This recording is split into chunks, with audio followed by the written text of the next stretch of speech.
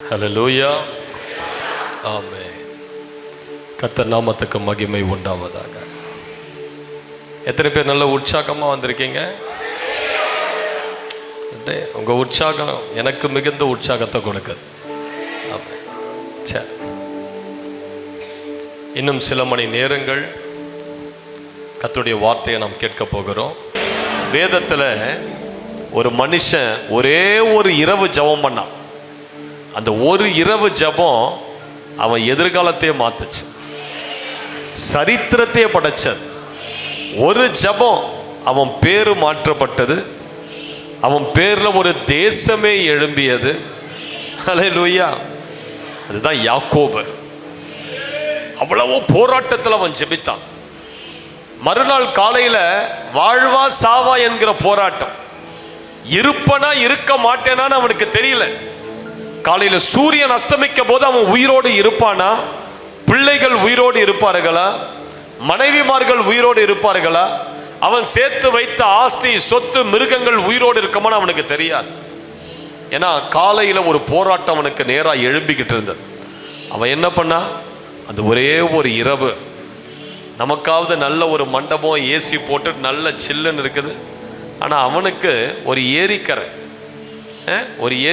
ஓரத்தில் என்ன கொசு கடிச்சதோ, என்ன பயம் அவனை சூழ்ந்திருந்ததோ, என்ன இருள் இருந்ததோ, என்ன காட்டு பூச்சிகள் மிருகங்கள் அவனை சூழ்ந்திருந்ததோ தெரியாது. ஆனால் அந்த இரவில் அவன் கண்களை மூடி தேவனோடு போராடினான். சிஸ்டர் பிரதர், சில நேரங்கள் நீ போராட வேண்டிய இரவில் போராடு. நீ இன்று இரவு போராடி பாரு, நாளைய தினம் உன் காரியங்கள் மாறுதலாய் முடியும். உனக்கு விரோதமாய் எழும்பி நிற்கிற காரியங்கள் நாளைய தினம் சூரியன் எழும்பும் போது உன்னுடைய காரியங்கள் மாறி போயிருக்கும். ஹல்லேலூயா. அப்போ நீ போராட வேண்டிய நேரத்தில் சரியா போராடு. இந்த நேரத்தில் நீ தூங்கி வழிஞ்சு எதையோ யோசிச்சுக்கிட்டு சோர்வா அப்படி இருக்கக்கூடாது. இன்று இரவு நாம் போராட வந்திருக்கிறோம். அப்படி நீ போராடுகிற ஒரு அனுபவம் இருந்தா தான் என்னாகமம் 23:23 சொல்லுகிறது, யாக்கோபுக்கு விரோதமான மந்திரவாதம் இல்லை, இஸ்ரவேலுக்கு விரோதமான. அப்போ யாக்கோபுனா போராடி ஜெபிக்கிறவன் அடையாளம். ஹல்லேலூயா. எத்தனை யாக்கோபு இங்க இருக்கீங்க? போராடி ஜெபிக்கிறவங்க எத்தனை பேர் இருக்கீங்க? கைகளை உயர்த்தி காட்டுங்க. அப்போ இன்று இரவு விடாத. இன்று இரவு நீ செய்கிற ஜெபம் நாளைய தினம் உன் குடும்பத்தின் தலையை உயர்த்தணும். உன் தொழிலில் உயர்வை பார்க்கணும். உன் வீட்டில் நடக்கிற ஜெப கூட்டத்தில் ஒரு எழுப்புதலை பார்க்கணும். உன்னுடைய தனிப்பட்ட கிறிஸ்தவ ஜீவியத்தில் ஒரு எழுப்புதலை பார்க்கணும். ஹல்லேலூயா. இன்று ஒரு இரவு போராடிப்பார். இன்னும் ஒரு சில நேரங்கள் தான், ஒரு சில மணி நேரங்கள் தான். தூக்கத்தை விடாதீங்க, தூக்கத்துக்கு உங்களுக்கு இடம் கொடுக்காதீங்க. நல்லா அந்த செய்தியை கேட்கும் போது அந்நிய பாஷையில நல்லா பேசி, நல்ல ஆவில நிரம்பி இந்த செய்தி உங்க இருதயத்தில் இறங்கட்டும். ஆண்டவர் உங்கள் நாளைய தினம் இங்கிருந்து போகும்போது உங்கள் அக்கினி ஜுவாலையா மாறி போக செய்யும். ஹல்லேலூயா. உங்கள் மத்தியில் இந்த 2வது முறை நான் வந்திருக்கிறேன். போன வருஷம் வந்தேன், இந்த முறையும் வந்திருக்கிறேன். இந்த வாய்ப்பினை எனக்கு கொடுத்த பிரதர் ரஞ்சித் மற்றும் அவர்கள் கூட இருக்கிறவர்கள், எல்லா தேவ மனிதர்கள் எல்லாருக்குமே நான் மனதார நன்றிகளை செலுத்துகிறேன். இந்த கூட்டத்துக்கு வந்திருக்கிறவங்க எல்லாரையும் தேவன் ஆசீர்வதிப்பாராக. ஹல்லேலூயா. சரி, எடுத்து வாசிப்போம். பிரதர் ஐயா, இது ரொம்ப எக்கோ அடிக்கிற மாதிரி இருக்குது. கரெக்டாக வைங்க. தெளிவில்லை, ஸ்பீக்கர் தெரியவில்லை. கரெக்டாக துல்லியமாக கேட்கணும். என் வாய்ஸ் எனக்கு முதல்ல துல்லியமாக கேட்கணும். எனக்கு எக்கோ அடிக்குது. சரி, யோவான் 3ஆம் அதிகாரம் 34வது வசனம். யோவான் 3:34. எல்லாரும் எடுத்துக்கங்க. யோவான் 3:34. தேவனால் அனுப்பப்பட்டவர் தேவனுடைய வார்த்தைகளை பேசுகிறார். தேவன் அவருக்கு தமது ஆவியை, திரும்ப எல்லாரும் சத்தமா ஒன்று சேர்ந்து வாசிங்க.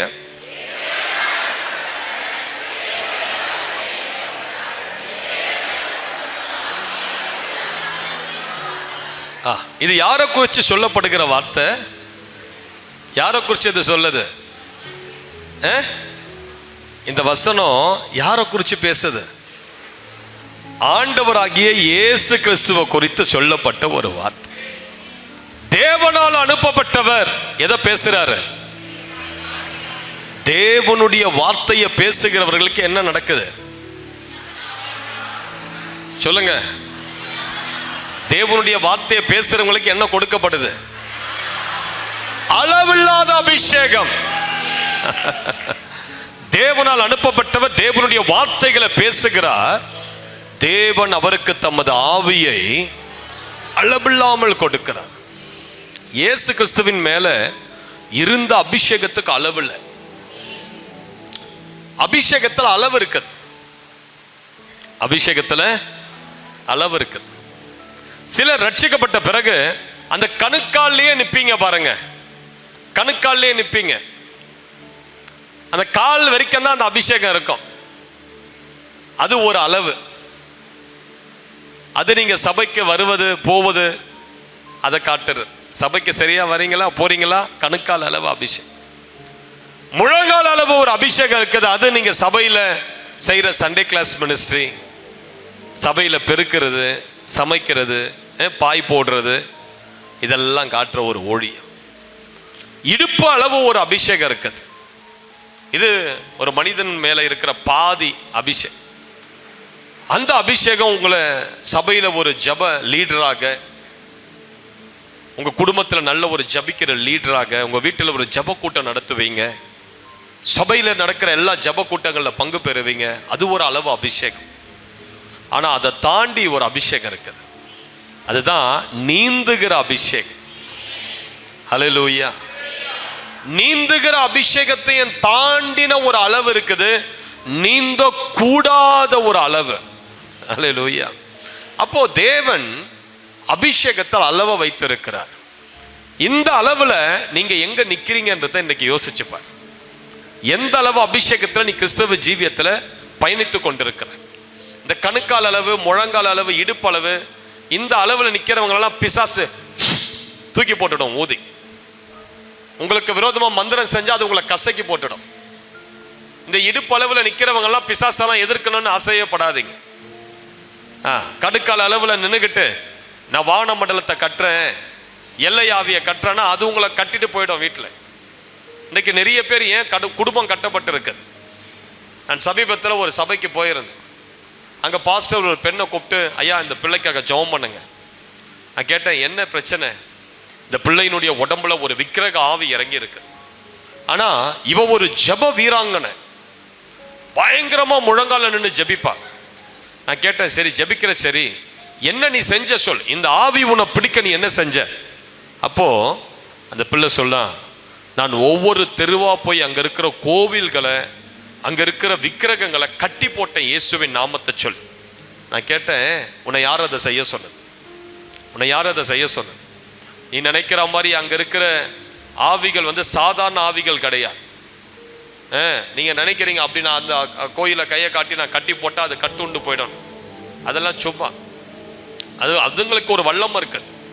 அதுங்களுக்கு அவன் தினமும் பூஜை பண்றான். அதுங்களுக்கு தினமும் அபிஷேகம் இருக்குது. நீ தினமும் அபிஷேகத்துல நிரம்புறியா?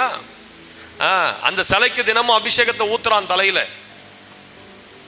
அதுக்கு தினமும் பூஜையை போடுறான். அதுக்கு தினமும் புகையை காட்டுறான், மாலையை போடுறான். நீ எப்படி இருக்கிற கர்த்தருடைய சமூகத்துல? தினமும் கர்த்தருடைய வசனத்தை போஜனமா சாப்பிடுறியா? தினமும் பரிசுத்த ஆவியின் அபிஷேகம் உன் தலை மேல ஊற்றப்படுதா?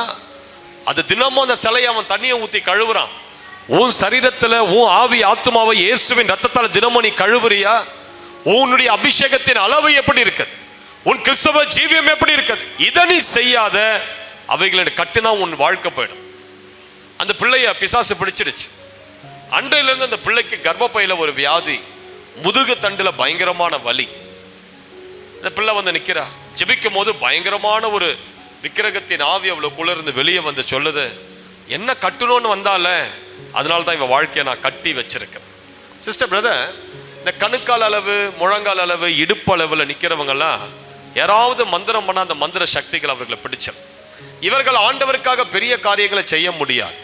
உன்மேல அளவில்லாத அபிஷேகத்தை கர்த்தர் கொடுக்கும் போதுதான் நீ கிறிஸ்துவ ஜீவியத்தின் வெற்றி நிறைந்த வாழ்க்கைக்குள்ள கடந்து செல்ல முடியும். அல்லேலூயான்னு சொல்லுங்க பார்க்க. இன்று இரவு ஆண்டவர் அநேகரை பயங்கரமான ஒரு அபிஷேகத்தால் கர்த்தர் மூட போகிறார். வானம் திறக்கப்பட்டு இன்றைக்கு தாங்க முடியாத சில அபிஷேகத்தின் அளவுக்குள்ள கர்த்தர் உன்னை இழுத்து போக போகிறார்.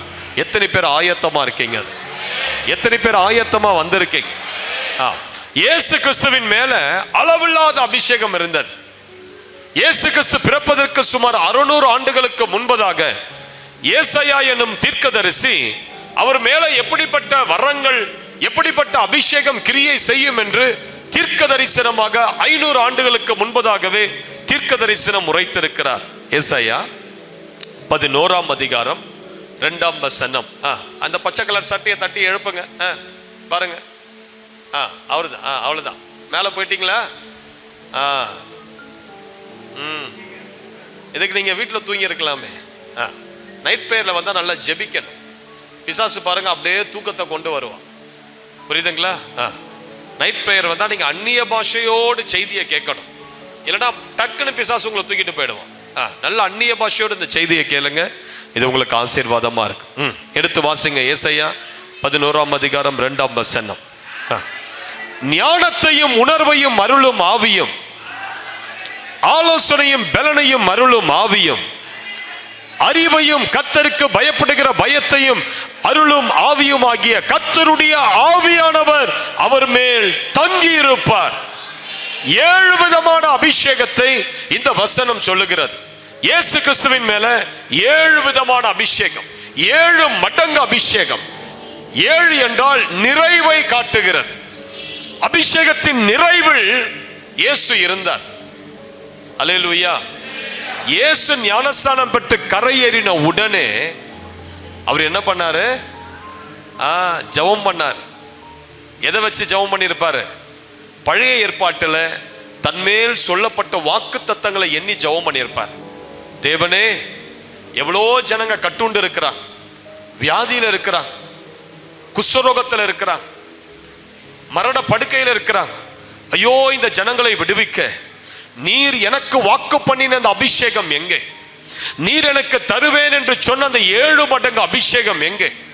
ஞானஸ்தானம் பெற்று கரையேறின உடனே இயேசு ஜெபித்தார்.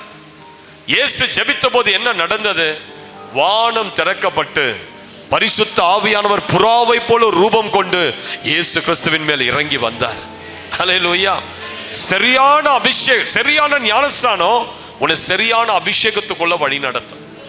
எத்தனை பேர் இங்க சரியான ஞானஸ்தானம் பெற்றவர்கள்? எத்தனை பேர் சரியான ஞானஸ்தானம் பெற்றவர்கள்? கல்யாணத்துக்காக ஞானஸ்தானம் பெற்ற ஆளு, இந்த லுத்ரன் சபையில செவன்த் டே அட்வென்டிஸ்ட்ல ஞானஸ்தானம் பெற்ற ஆளு, தெளிப்பு ஞானஸ்தானம் பெற்ற ஆளு, வீட்டில் எல்லாரும் எடுக்கிறாங்க, அதனால நானும் அவங்களோட கூட போய் சேர்ந்து எடுத்துட்டேன்னு சொல்ற ஆளு, இந்த ஞானஸ்தானம் எல்லாம் கேன்சல் பண்ணிடுச்சு பரலோகம். இதெல்லாம் வேலிட் இல்லாத ஞானஸ்தானம். நீ திரும்ப ஞானஸ்தானத்துக்கு ஒப்பு கொடுத்து ஞானஸ்தானம் சரியான மனம் திரும்புதலோடு, சரியான தேவனுடைய ஐக்கியத்தோடு, பாவத்தை விட்டு வெளியே வந்து ஆண்டவருக்காக வாழ வேண்டும் என்கிற எண்ணத்தோடு எடுக்கிற ஞானஸ்தானம். நீ ஞானஸ்தான தொட்டியை விட்டு கரையேறின உடனே உனக்கு வானம் திறக்கப்பட்டு உன்மேல் ஆவியின் வல்லமை இறங்கிவர். அல்லேலூயான்னு சொல்லுங்க பார். சரியான ஊழியக்காரர் கைகளில நீ மனம் திரும்பலோடு ஞானஸ்தானம் பெற்றிருந்தா இன்று இரவு உன் மேல ஒரு அக்கினி இறங்கி வரப்போது. இன்று இரவு பரிசுத்த ஆவியானவர் புறாவை போல ரூபம் கொண்டு உன் மேல் வந்து இறங்கி வந்து அமர போகிறார். உன் மேல் அந்த ஆவியின் வல்லமையை இன்றைக்கு தரப்போகிறார். அல்லேலூயான்னு சொல்லுங்க பார்க்கலாம். ஏசாயா 61:1 எடுத்து வாசிக்கும் போது கர்த்தராகிய தேவனுடைய ஆவியானவர் என் மேல் இருக்கிறார். அல்லேலூயா. அப்படி நீங்க சொல்ல முடியுமா? ஆவியானவர் என் மேல் இருக்கிறார்.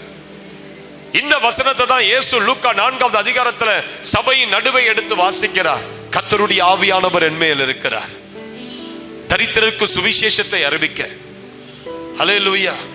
சிஸ்டர், பிரதர், உன்மேல் ஆவியின் அபிஷேகம் நிறைவா இருக்கணும். ஒரு கிறிஸ்தவ ஜீவியத்தினுடைய வெற்றியே ஆவியின் வல்லமையில நீ நிரம்பி இருப்பதுதான். ஆவியின் அபிஷேகத்தில் நிரம்பி இருப்பதுதான். உனக்குள்ள 2 ஆவிகள் கிரியை செய்யும். ஒன்னு, பரிசுத்த ஆவியானவர் இருக்கணும். பரிசுத்த ஆவியானவர் இல்லைன்னா பிசாசின் ஆவி போராடும். நீ எந்த ஆவியில இருக்க போகிற? நீ பரிசுத்த ஆவியில இருந்தா உன் காரியம் இந்த பூமியில ஜெயமா இருக்கும். நீ கை வைக்கிறது எல்லாவற்றையும் கர்த்தர் ஆசீர்வதிப்பார். நீ கால் மிதிக்கிற இடமெல்லாம் ஆசீர்வதிக்கப்படும். உன் மேல தேவனுடைய அபிஷேகம் இருந்தா உன் சந்ததி ஆசீர்வாதமா இருக்கும். உன் வீடு ஆசீர்வாதமா இருக்கும். உன் வீட்டில் நீ சேர்த்து வைக்கிற பெரிய சொத்து ஆவியின் அபிஷேகம் தான். அல்லேலூயான்னு சொல்லுங்க பாருங்க. ஒரு மனுஷன் இந்த பூமியில பெரியவனா மாற்றுவது எதுனா அபிஷேகம். ஒரு ஊழியத்தை பெருக செய்வது அபிஷேகம். ஒரு ஊழியக்காரனுடைய தலையை உயர்த்துவது அபிஷேகம். ஒரு குடும்பத்தினுடைய தலையை நிமிர பண்ணுவது ஆவியின் அபிஷேகம். அதனாலதான் இயேசு மரித்து உயிர்த்தெழுந்து வந்த உடனே தன் சீஷர்கள் மேல் ஊதி பரிசுத்த ஆவியானவரை பெற்றுக்கொள்ளுங்கள் என்றார்.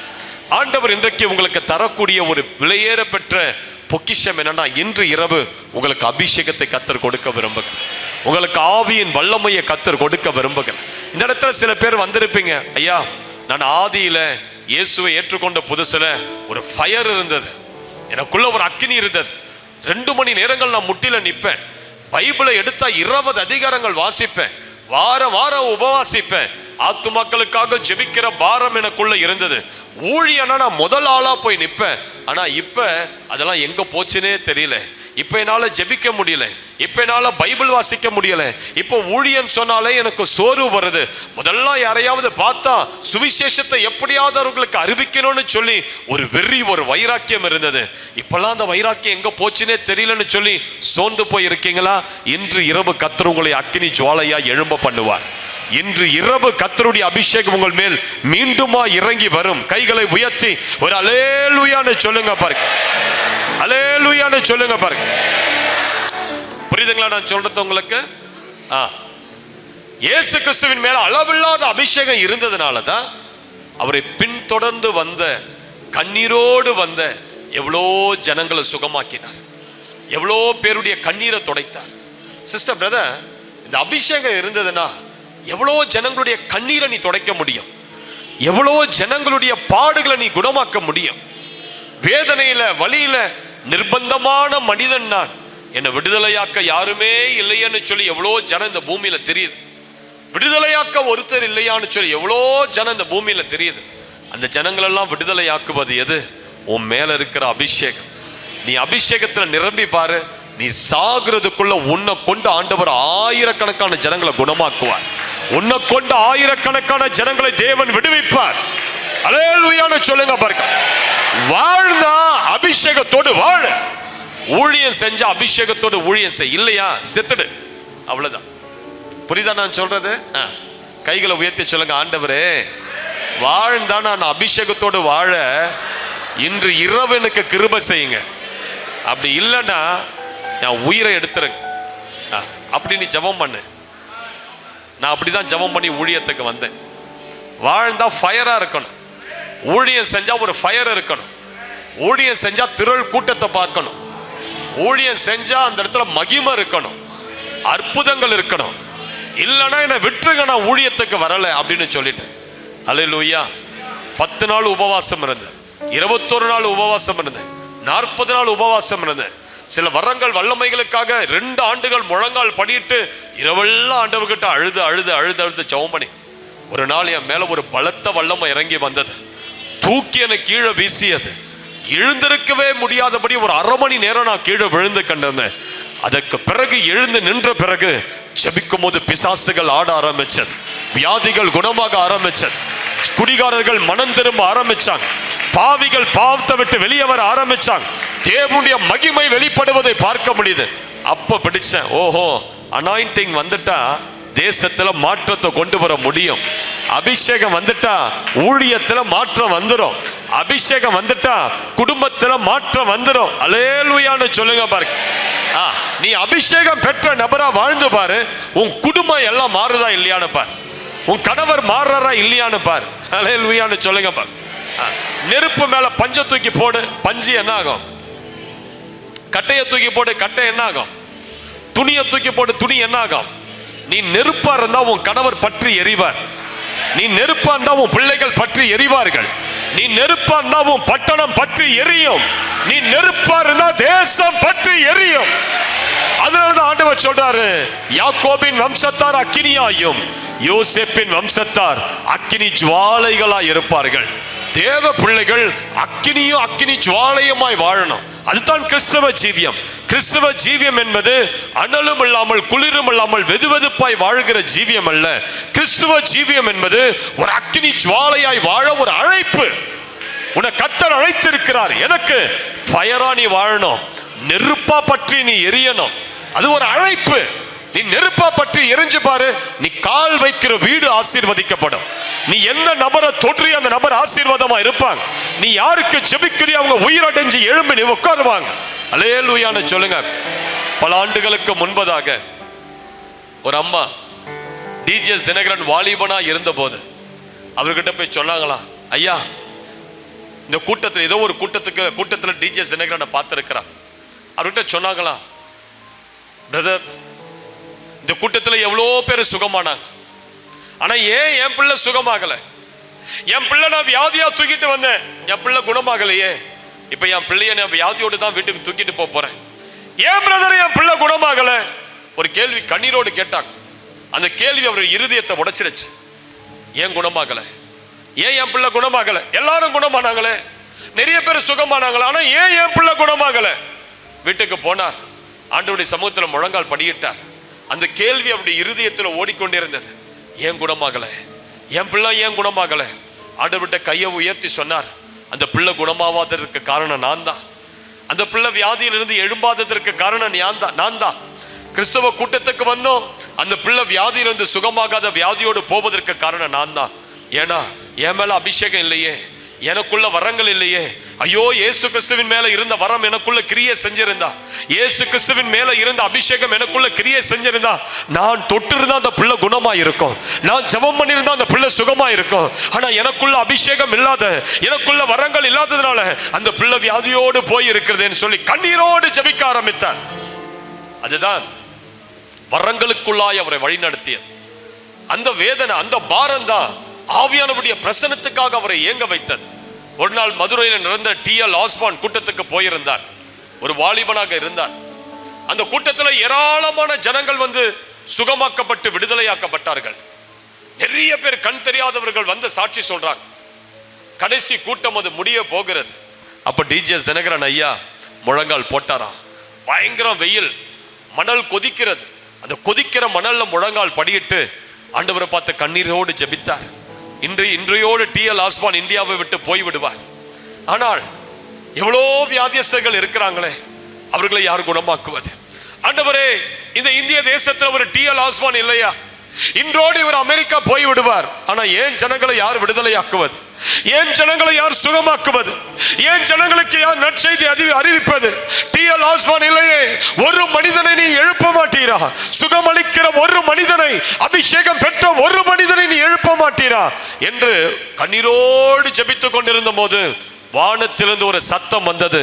அந்த ஒரு மனிதன் நீதான், அந்த ஒரு மனிதன் நீதான். அடுத்த டி.எல். ஆஸ்பான் இந்தியாவுக்கு நீதான். ஒரு வல்லமை இறங்கியது, ஒரு அபிஷேகம் அவரை தூக்கி வீசியது, ஒரு பாரம் இறங்கியது. வீட்டுக்கு எழும்பி சென்றார், கண்ணீரோடு ஜெபிக்க ஆரம்பித்தார். ஒரு நாள் அவர் ஜெபித்துக் கொண்டிருக்கும் போது பரலோகத்துக்கு எடுத்துக் கொள்ளப்பட்டார். 9 வரங்களையும் பிதாவாகிய தேவன் அவருக்கு தந்தார். ஹல்லேலூயா. அவர் பூமிக்கு வந்த பிறகு உலகத்தை கலக்குகிற மனிதனாய் மாறினார். சிஸ்டர் பிரதர், இன்றைக்கு உண்மையில ஒரு அபிஷேகம் அப்படிதான் இறங்கி வர போகிறது. வரங்கள் வல்லமைகள் உண்மையில ஊற்றப்பட போகிறது. இன்று இரவு நீ அபிஷேகத்தை பெற்று வீடு திரும்பின பிறகு உன் ஜெபத்தினால் பிசாசு பிடித்தவர்கள் பொத்துன்னு விழுவாங்க, வியாதிகள் குணமடைய ஆரம்பிக்கும். நீ ஜெபிக்கும் போது அற்புத அடையாளங்கள் நடக்க ஆரம்பிக்கும். பிசாசின் வல்லமைகளை நீ முறியடிப்பாய். தேசத்தில் அசுத்த ஆவிகள் இல்லாதபடி நீ அந்த வல்லமைகளை தேசத்தை விட்டு துரத்துகிற ஒரு அக்கினி ஜுவாலையாய் நீ மாற போகிறாய். நல்ல தலைக்கு மேல கைகளை தட்டி ஒரு அல்லேலூயான்னு சொல்லுங்க பார்க்க. நல்ல அபிஷேகத்தோடு கைகளை தட்டு.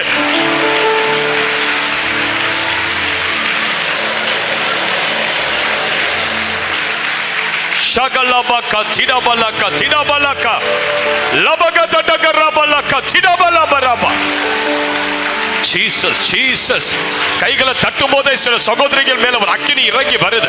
அக்கினி அக்கினி. இதோ இதோ இதோ அந்த அக்கினி அபிஷேகம் இறங்கி வருது. பெற்றுக்கொள், பெற்றுக்கொள், பெற்றுக்கொள், பெற்றுக்கொள். நெருப்பு உன்மேல அந்த அக்கினி அபிஷேகம். ஓ, கைகளை தட்டியது பெற்றுக்கொள், பெற்றுக்கொள். இந்த வல்லமையை பெற்றுக்கொள், பெற்றுக்கொள். உன்னை அடக்காத, உன்னை அடக்காத ஆவியானுடைய 9 வரங்கள் உனக்குள் இறங்கி வர இடம் கொடு. உன்னை அக்கினி ஜுவாலையாய் தேவன் இன்றிரவு மாற்ற இடம் கொடு. லாக்கா தடா கர்ரா பக்கா ரபக்கா. கொஞ்சம் பேசி லக்கிரி பலா சிடா லக்கா திடா கர்ரா பொக்கரோ மலாக்கா சிடா லபக்கா திடா. தேவனால் வல்லமையாய் பயன்படுத்தப்பட்ட மோரிஸ் செர்லோ என்று சொல்லக்கூடிய ஒரு தேவ ஊழியர் உலகத்தையே கலக்கினார், உலகத்தையே கலக்கினார். சில ஆண்டுகளுக்கு முன்பதாக தான் அவர் இறந்தார். உலகத்தையே கலக்கின அந்த தேவ மனிதர் கடைசியாய் அவர் ஜீவன் போவதற்கு முன்பதாக சொன்ன ஒரு வார்த்தை என்ன தெரியுமா? 1000 பிரசங்கங்களை பண்ணி ஒரு ஆத்மாவை நீ ரட்சிப்புக்குள் வழிநடத்துவதை காட்டிலும் ஒரு அற்புதத்தை செஞ்சு ஒரு ஆத்மாவை தொட்டினா 1000 பேர் சபைக்கு வருவாங்க. நீ ஒரு அற்புதம் செய், 1000 பேர் சபைக்கு வருவாங்க. அல்லேலூயா. தேவ ஆலயத்துக்கு வெளியே 40 ஆண்டுகளாக நடக்க முடியாத இருந்த ஒரு நொண்டி, ஒரு சப்பானி, பேதுரு அவனை உற்று பார்த்து எழுந்து நட. ஒரே ஒரு அற்புதம். சபையில் எத்தனை பேர் சேர்க்கப்பட்டாங்க? 5000 பேர் சேர்க்கப்பட்டாங்க. ஒரு அற்புதம் செஞ்சு பாருங்களேன். உங்க தெருவில் ஒரு அற்புதம் செஞ்சு பாருங்க. சென்னையில் திருவொற்றியூர் என்று சொல்லக்கூடிய இடத்துல யாகம்மா என்று சொல்லக்கூடிய அம்மா படிப்பறிவில்லை, அறிவில்லை, வாழ்க்கையில தோல்வி, தொழில நஷ்டம் அடைஞ்சு சாப்பாட்டுக்கே வழி இல்லை, தற்கொலை எண்ணம், தண்டவாளத்தை தேடி போனாங்க அந்த அம்மா தற்கொலை செய்து கொள்ள. அந்த நேரத்தில் தான் ஒருவர் இயேசுவை குறித்து அவர்களுக்கு சொல்லி அந்த அம்மா ஒரு வீட்டு மாடியில முழங்கால் படியிட்டு ஜெபிக்கும் போது வானத்திலிருந்து ஒரு மின்னல் வந்து அவர்களை தாக்கியது. தேவ வல்லம் அவர்களை தாக்கியது. அபிஷேகம் வந்தது அவங்க மேல. தீர்க்க தரிசன அபிஷேகம் இறங்கியது. விடுதலை அபிஷேகம் இறங்கியது. சுகமளிக்கிற அபிஷேகம் இறங்கியது. என்ன ஆச்சு? பக்கத்து வீட்டில் நடக்க முடியாத இருந்த 3 வயது சிறு பிள்ளைய, நடக்க முடியாத இந்த பிள்ளையை எழுப்பி நடக்க பண்ணிட்டாங்க. அந்த ஒரே ஒரு அற்புதம் அந்த பகுதியில் இருக்கிற ஏராளமான ஜனங்களை அவங்களை தேடி கொண்டு வந்தது. சாப்பாட்டுக்கு வழி இல்லை அந்த அம்மாவுக்கு. 7 பிள்ளைங்க. அந்த பிள்ளைங்களுக்கு ஒருவேளை சோறுக்கு வழி இல்லை. முருங்கை இலைய பறிச்சு அந்த முருங்கை இலைய வேக வைத்து அந்த பிள்ளைகளுக்கு ஒரு உருண்டை கொடுப்பாங்க தினமும். அதுதான் சாப்பாடு. வீட்டுல ஒண்ணுமே கிடையாது. வீட்டுல வாடகை வீடு 5 ரூபாய் கொடுத்து ஒரு கூரை வீட்டுல வாடகை இருக்கிறாங்க. அடுத்த வேளை சோறு கிடையாது, வீட்டுல பருப்பு கிடையாது, என்ன கிடையாது. ஆனா ஒண்ணு இருந்தது, உடம்புல அபிஷேகம் இருந்தது, அக்கினி இருந்தது, உடம்புல வல்லம் இருந்தது. உன் வீட்டுல ஒண்ணுமே இல்லாத இருக்கட்டும், உன் வீட்டுல பணம் இல்ல, பொருள் இல்ல, நகை இல்ல, நிலம் இல்ல, பேர் இல்ல, புகழ் இல்ல, அபிஷேகம் இருக்குதா உனக்குள்ள, நீ தேசத்துல பெரிய ஆளாயிடுவ. நீ தமிழ்நாட்டுல பெரிய ஆளாயிடுவ. உனக்குள்ள அபிஷேகத்தை மட்டும் இன்று இரவு நீ பெற்று பாரு. உன் தலைய கத்தர் இதே திருப்பூர்ல உயர்த்தி உன்னை ஆசீர்வதிப்பார். இந்த மாவட்டத்தில் நீ பெரிய ஆளா நீ எழும்புவ. ஹல்லேலூயான்னு சொல்லுங்க பாருங்க. அந்த அம்மாவுக்குள்ள இருந்த அபிஷேகம் ஏராளமான ஜனங்களை ஈர்த்தது. அந்த ஒரு அற்புதம். மறுநாள் பார்த்தா 18 பேர் ஜெபிக்க வந்தாங்க. அதுக்கு பிறகு 25 பேர் ஜெபிக்க வந்தாங்க. அப்படியே ஆட்களின் எண்ணிக்கை பெருகி பெருகி பெருகி பெருகி அந்த அம்மாவுடைய சபையில 3000 பேர் வந்தாங்க. அல்லேலூயா. காரணம் என்ன? அபிஷேகம். எத்தனை பேருக்கு அந்த அபிஷேகம் வேணும் சிஸ்டர்? எத்தனை பேர் அப்படி அபிஷேகத்தோடு வாழ போறீங்க? அபிஷேகம் என்பது விலையேற பெற்றது, விலையேற பெற்றது. அது உனக்குள்ள வருவதே பெரிய விஷயம். உன் மேல தேவன் அபிஷேகத்தை ஊற்றுனா அதை காட்டிலும் விலையேற பெற்றதும் வாழ்க்கையில வேற ஒன்றுமே இருக்கவே முடியாது. இன்றைக்கு அந்த விலையேற பெற்ற அபிஷேகத்துக்காக உன் இருதயம் வாஞ்சிக்கட்டும். இன்று இரவு இந்த உன் இருதயம் அந்த அபிஷேகத்தின் மேல ஒரு தாகத்தோடு இருக்கட்டும். அல்லேலூயான்னு சொல்லுங்க பாருங்க. தமிழ்நாட்டில் ராஜபாளையம் என்று சொல்லக்கூடிய ஒரு இடம் உண்டு. அங்க பாலசீர் லாரி என்று சொல்லக்கூடிய ஒரு மனுஷன் படிச்சு முடிச்சு வேலை கிடைக்கல, ஸ்ரீலங்கா தேசத்துக்கு போயிட்டார். ஒரு வாலிபனாக இருந்தார். அங்க ஒரு இன்ஜினியர் ஜாப் அவருக்கு கிடைத்தார். வேலை செய்து கொண்டிருக்கும் போது என்ன பண்ணிக்கிட்டு இருந்தாரா, அந்த ஜனங்களெல்லாம் பார்த்தார். ஜனங்கள்லாம் கட்டுண்டு இருந்தாங்க, வியாதியில இருந்தாங்க, பலவீனத்தில் இருந்தாங்க. அந்த ஜனங்களுக்கு சுகமாக்க, அந்த ஜனங்களுக்கு சுவிசேஷத்தை அறிவிக்க ஒருத்தருமே கிடையாது. இவர் என்ன பண்ணுவாராம், வேலையெல்லாம் முடிச்சுட்டு வீட்டுக்கு வந்து அப்படியே பாயில முழங்கால் படியிட்டு அழுது அழுது அழுது அழுது ஜெபம் பண்ணுவார். என்ன சொல்லி ஜெபம் பண்ணுவார்? ஐயோ, எவ்வளோ ஜனங்கள் கட்டுண்டு இருக்கிறார்களே, எனக்கு அபிஷேகம் இல்லையே, எனக்கு வல்லம வரங்கள் இல்லையே, ஆண்டவரே எனக்கு ஒரு அக்கினி அபிஷேகத்தை தாங்க, எனக்கு ஒரு அக்கினி அபிஷேகத்தை தாங்க. முழங்கால் படிட்டு அந்த பாலசி லாரி ஜெபம் பண்ணிக்கிட்டே இருந்தார். ஒரு நாள் அவர் மேல ஒரு அக்கினி இறங்கியது, உடம்பெல்லாம் அனல் கொண்டது, அப்படி விரலெல்லாம் அப்படியே நெருப்புல பட்டா மாதிரி விரலெல்லாம் எரிய ஆரம்பிச்சது. ஆண்டவருடைய குரல் கேட்டது, உன் வேலையை விட்டு விட்டு எழுந்து இந்தியாவுக்கு போ. இந்தியாவுக்கு வந்தார், ஊழியத்தை தொடங்கினார். அவ்வளவுதான். பாருங்க, எவ்வளவு பேர் கேள்விப்பட்டிருக்கீங்கன்னு தெரியல அவருடைய ஊழியங்கள். சமீபத்தில் நான் வேலூர் போகும்போது அங்க ஒரு ஃபேமிலி, ஒரு வயதானவர் என்னிடத்துல சொன்னார், ஐயா, பாலசி லாரி ஊழியம் செய்யும் போது எந்த பட்டணத்துல வராரோ அந்த கவர்மெண்ட் பஸ்லாம் இன்றைக்கு கிறிஸ்தவ பாடல்கள் தான் ஓடும். ஜனங்க ஏறி கைகளை தட்டி கிறிஸ்தவ பாடல்களை பாடிக்கிட்டே போவாங்க. அந்த பட்டணம் முழுவதும் கவர்மெண்ட் பஸ்லாம் கிறிஸ்தவர்கள் பாட்டு தான் ஓடும். அந்த கவர்மெண்ட் பஸ்லாம் ஜபங்கள் தான் நடந்துகிட்டே இருக்கு. பஸ்ல போகும்போதே பேய் ஆட ஆரம்பிக்கமா. ஐயோ, அந்த கூட்டத்துக்கு என்ன கொண்டு போகாதீங்க, பிசாசுகள் அலறுமா. அந்த தேவ மனிதன் பட்டணத்துக்குள் கால் வைக்கும் போது அந்த பட்டணத்தில் இருக்கிற அசுத்த ஆவியின் வல்லமெல்லாம் பட்டணத்தை விட்டு வெளியே ஓடுமா. அந்த ஆவிகள் வெளியே ஓடுமா பட்டணத்தை விட்டு எழும்பி. அல்லேலூயா. அவ்வளவு அபிஷேகம் பெற்ற ஒரு தேவ மனிதராய் பாலசி லாரி. அப்படியே பிற்கால வாழ்க்கை அது சாட்சியற்ற வாழ்க்கையாய் மாறியது. அதை விட்டுடுவோம். ஆனா அவர் ஆண்டவருக்குள்ள இருந்த நாட்கள் அக்கினி ஜுவாலையாய் தேவன் மேல வைராக்கியத்தோடு அந்த அக்கினி அபிஷேகத்தோடு அவர் ஊழிய செய்தது நிமித்தம் 1000 லட்சக்கணக்கான ஜனங்கள் அவர் விடுதலையாக்கினார். அவரை குறித்து ஒரு புத்தகத்துல நான் வாசித்தேன். அவர் எந்த வீட்டுக்கு போய் அங்க தங்குறாரோ அந்த வீட்டுல அன்று இரவு இருக்கிற மரங்கள் எல்லாம் 1 அடி உயரம் வளர்ந்துருமா. வாழை மரம் 1 அடி உயரம் வளருமா, தென்னை மரம் 1 அடி உயரம் வளருமா, மாமரம் 1 அடி உயரம் வளருமா. என்ன ஆசீர்வாதம் பார்த்தீங்களா? அபிஷேகம் இருந்தா அந்த மனுஷன் அந்த நிலத்துல காலை வச்சாலும் அந்த நிலத்துக்கு ஆசீர்வாதம். அல்லேலூயான்னு சொல்லுங்க பாருங்க. உன் மேல அபிஷேகம் இருந்தா உன் நிலத்துல உனக்கு விரோதமாய் புதைக்கப்பட்ட தகுடு, தாயத்து, மந்திர பொம்மை இதெல்லாம் ஒண்ணுமே உன்னை செய்ய முடியாது. அவ்வளவுதான். ஏன்? அபிஷேகம் பெற்ற நீ அந்த இடத்துல கால் வச்சிருக்கிற. உன் பாதத்துல இருந்து வழிகிற அபிஷேகம் அந்த நிலத்துக்குள்ள இருக்கிற சாப வல்லமைய அது உடைக்கும் இயேசுவின் நாமத்தினால். அல்லேலூயான்னு சொல்லுங்க பாருங்க. அப்படி அபிஷேகத்தை இரவு பெறு. உன் உடம்புல அனல் வரணும். சரியான அபிஷேகம் பெற்ற உடம்ப தொட்டு பாருங்க, உடம்பு சூடா அப்படியே கத கத கத கதன்னு இருக்கும் உடம்பு.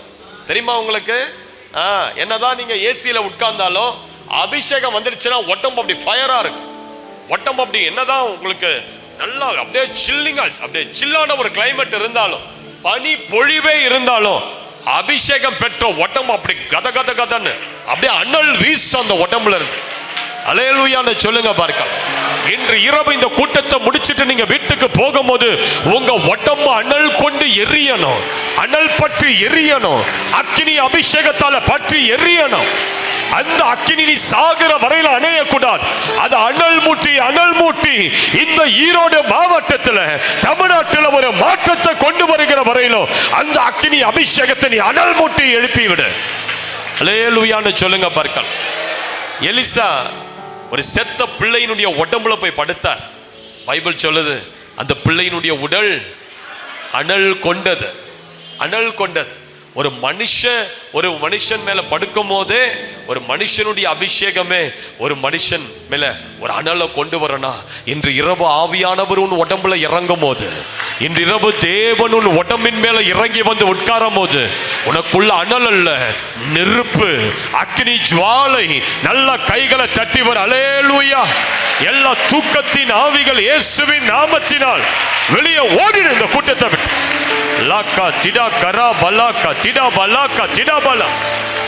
அல்லேலூயான்னு சொல்லுங்க. நம்ம தமிழ்நாடு இருக்கிறது சாதாரணமான மாநிலம் அல்ல. நிறைய அபிஷேகம் பெற்ற தேவ மனிதர்களை பார்த்த நாடு. அல்லேலூயா. திருநெல்வேலியில பல ஆண்டுகளுக்கு முன்பதாக ஒரு ஊழியர் இருந்தார். அவரை குறித்து நான் கேள்விப்பட்டேன். அந்த நாட்களில் அந்த மாவட்டத்திலலாம் மழை ரொம்ப கம்மியா இருந்தது. அதனால விவசாயம் அடிக்கடிக்கு பாதிக்கப்பட்டு தண்ணீர் இல்லாத ஜனங்க விவசாயம் செய்ய முடியாத ரொம்ப பண கஷ்டத்துல இருந்தாங்களாம். அப்பெல்லாம் மழை இல்லாத நேரத்துல இந்த ஊழியர் என்ன செய்வாராம் தெரியுங்களா? அந்த காய்ந்து போன அந்த நிலத்தின் மேல முழங்கால் படியிட்டு வானத்தை கடிந்து ஜெபம் பண்ணுவாரா. வானம் மழை பெய்யக்கூடாதபடி கட்டி வைத்திருக்கிற வான மண்டலத்தை அதட்டி ஜெபம் பண்ண அன்றே வானம் மழையை பொழிய ஆரம்பிக்கும். அப்படி வானத்தை திறந்து மழையை கொண்டு வந்த அபிஷேகம் பெற்ற தேவ மனிதர்கள் வாழ்ந்த பூமி நமது தமிழ்நாடு. நல்ல கைகளை தட்டிவர் அல்லேலூயான்னு சொல்லு, அல்லேலூயான்னு சொல்லு. சிஸ்டர் பிரதர், தேவன் நமக்கு கொடுத்திருக்கிற வாக்கு என்ன தெரியுமா? உன்னை குறித்ததான வாக்கு என்ன தெரியுமா? பைபிள்ல எடுத்து வாசிங்க. யோவேல் 2ஆம் அதிகாரம் 23வது வசனத்தை வாசிங்க. யோவேல் 2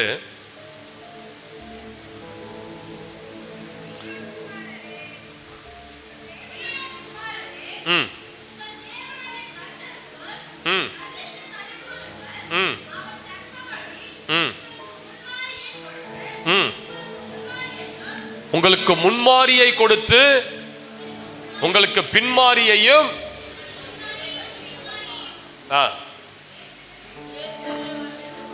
வரிசைக்க பண்ணுவார். நல்லா கேளுங்க. அப்போஸ்தல நடவடிக்கைகள்ல வந்தது ஒரு முன்மாரி, ஆவியானவருடைய வல்லமை இறங்கியது. ஆனா இந்த கடைசி காலத்துல வாழக்கூடிய நம்மேல ஒரு பின்மாரி அபிஷேகத்தை கற்றவர் ஊத்த விரும்புறார். ஆண்டவர் இந்த வேதத்துல சொல்லப்பட்ட எல்லா தீர்க்க தரிசனமும் நடந்து முடிஞ்சிடுச்சு. சில தீர்க்க தரிசிங்க, சில வேத வல்லுநர்கள் சொல்றாங்க ஒரே 1% மாத்திரம் தான் நிறைவேற நம்ம காத்திருக்கிறோம். அந்த 1% நிறைவேறி முடிஞ்சிச்சா எக்கால சத்தம் துணிக்கும் ஆண்டவருடைய ரகசிய வருகை வந்துடும். சிஸ்டர் பிரதர், நம்ம இந்த பூமியின் விளிம்புல நம்ம நின்று கொண்டு இருக்கிறோம். இனி வேற ஒரு தலைமுறை எழும்பமான நமக்கு தெரியல. அடுத்த தலைமுறைக்கெல்லாம் கிறிஸ்தவர்கள் இருப்பாங்களா, பூமியில சபை இருக்குமான்னு தெரியல. ஆனா இந்த தலைமுறையில, இந்த கடைசி தலைமுறையில வாழ்ந்து கொண்டிருக்க நமது காலத்துல ஒரு எழுப்புதலை நம்ம பார்க்கணும், ஒரு அசைவை நம்ம பார்க்கணும். ஹல்லேலூயான்னு சொல்லுங்க பார்க்கலாம். உனக்கு இதுதான் கடைசி தருணம்ன்ற நம்பிக்கையோடு நீ வாழ். இதற்கு பிறகு இந்த பூமியில கிறிஸ்தவர்கள் இருக்க முடியாது, நம்ம தான் கடைசி ஜெனரேஷன் என்கிற நினைப்போடு நீ வாழ்ந்து பாரு. அசைக்க வேண்டியதை அசைச்சு முடிச்சுட்டு போவோம். ஹல்லேலூயான்னு சொல்லுங்க பார்க்கலாம். நமது ஆண்டவர் நமக்கு கொடுக்கிற இன்னொரு வாக்கு என்ன? யோவேல் 2:28 எடுத்து வாசித்து பாரு. யோவேல் 2:28. அதற்கு பின்பு நான் மாம்சமான யாவர் மேலும் என் ஆவியை ஊற்றுவேன். அப்பொழுது உங்கள் குமாரரும் உங்கள் குமார்த்திகளும் தீர்க்க தரிசனம் சொல்லுவார்கள். உங்கள் மூப்பர் சொப்பனங்களையும் உங்கள் வாலிபர் தரிசனங்களையும் காண்பார்கள். ஊழியக்காரர் மேலும் ஊழியக்காரிகள் மேலும் அந்நாளில் என் ஆவியை நான் ஊற்றுவேன். ஆண்டவர் தேவ பிள்ளைகளுக்கு கொடுக்கிற ஒரு பெரிய வாக்கு தத்தம், நான் மாம்சமான யாவர் மேலும் என் ஆவியை ஊற்றுவேன். ஏதோ இவங்களுக்கு மட்டும்தான் அபிஷேகம், அவங்களுக்கு மட்டும்தான் அபிஷேகம் கிடையாது. அப்போஸ்தலர் 2வது அதிகாரத்துல வாசிக்கும் போது 120 பேர் அந்த மேல் மாடியில கூடி இருந்தாங்க. எத்தனை பேர் தலையில அபிஷேகம் இறங்குச்சு? எத்தனை பேர் தலையில? 120 தலையிலையும் அக்கினி இறங்குச்சா இல்லையா? அப்ப இன்றைக்கு எத்தனை தலைகள் இருக்கிறதோ அத்தனை தலைக்கும் ஒரு அக்கினி இறங்க போகுது. ஒரு தலையை கூட இன்றைக்கு ஆண்டவர் விட்டு வைக்க போவதே கிடையாது. ஹல்லேலூயான்னு சொல்லுங்க. உன் தலைக்கு இன்றைக்கு ஒரு அக்கினி எண்ணெய் இருக்குது, உன் தலைக்கு இன்றைக்கு ஒரு அக்கினி நாவு இருக்குது. ஹல்லேலூயா. அபிஷேகம் பெற்ற பிறகு அந்த அபிஷேகத்திலே, பழைய அபிஷேகத்திலே ஓட்டக்கூடாது வாழ்க்கையை. ரட்சிக்கப்பட்ட காலத்துல ரப ரப ரப ரபான பேசுறவங்க இப்ப ரட்சிக்கப்பட்டு 10 வருஷம் ஆச்சு, நீ இன்னும் ரப ரபாலேயே பேசுறீன்னா நீ அபிஷேகத்துல வளரல. நீ இன்னும் அபிஷேகத்துல. அந்நிய பாஷை என்பது ஒரு மொழி, அது பற்பல பாஷை. அது ஒரே வார்த்தையை சொல்லிட்டு இருக்கிறது அந்நிய பாஷை கிடையாது. பல வார்த்தைகள் உன் வாயிலிருந்து ஜீவ நதியாய், பல நதியாய் புறப்பட்டு போனோம்.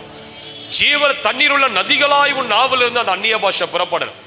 எத்தனை நாட்கள் நீங்க ஏபிசிடியை பேசிக்கிட்டு இருக்க போறீங்க? எல்கேஜில சேரும் போது தான் ஏபிசிடின்னு சொல்லி கொடுத்தாங்க. இப்போ காலேஜ் வந்த பிறகும் ஏபிசிடின்னு சொல்லிட்டீங்கன்னா உங்களை பார்க்குறவங்க என்ன சொல்லுவாங்க? அடட, இது மூளை வளர்ச்சி இல்லாத குழந்தை போலன்னு தான் சொல்லுவாங்க. அல்லேலூயா.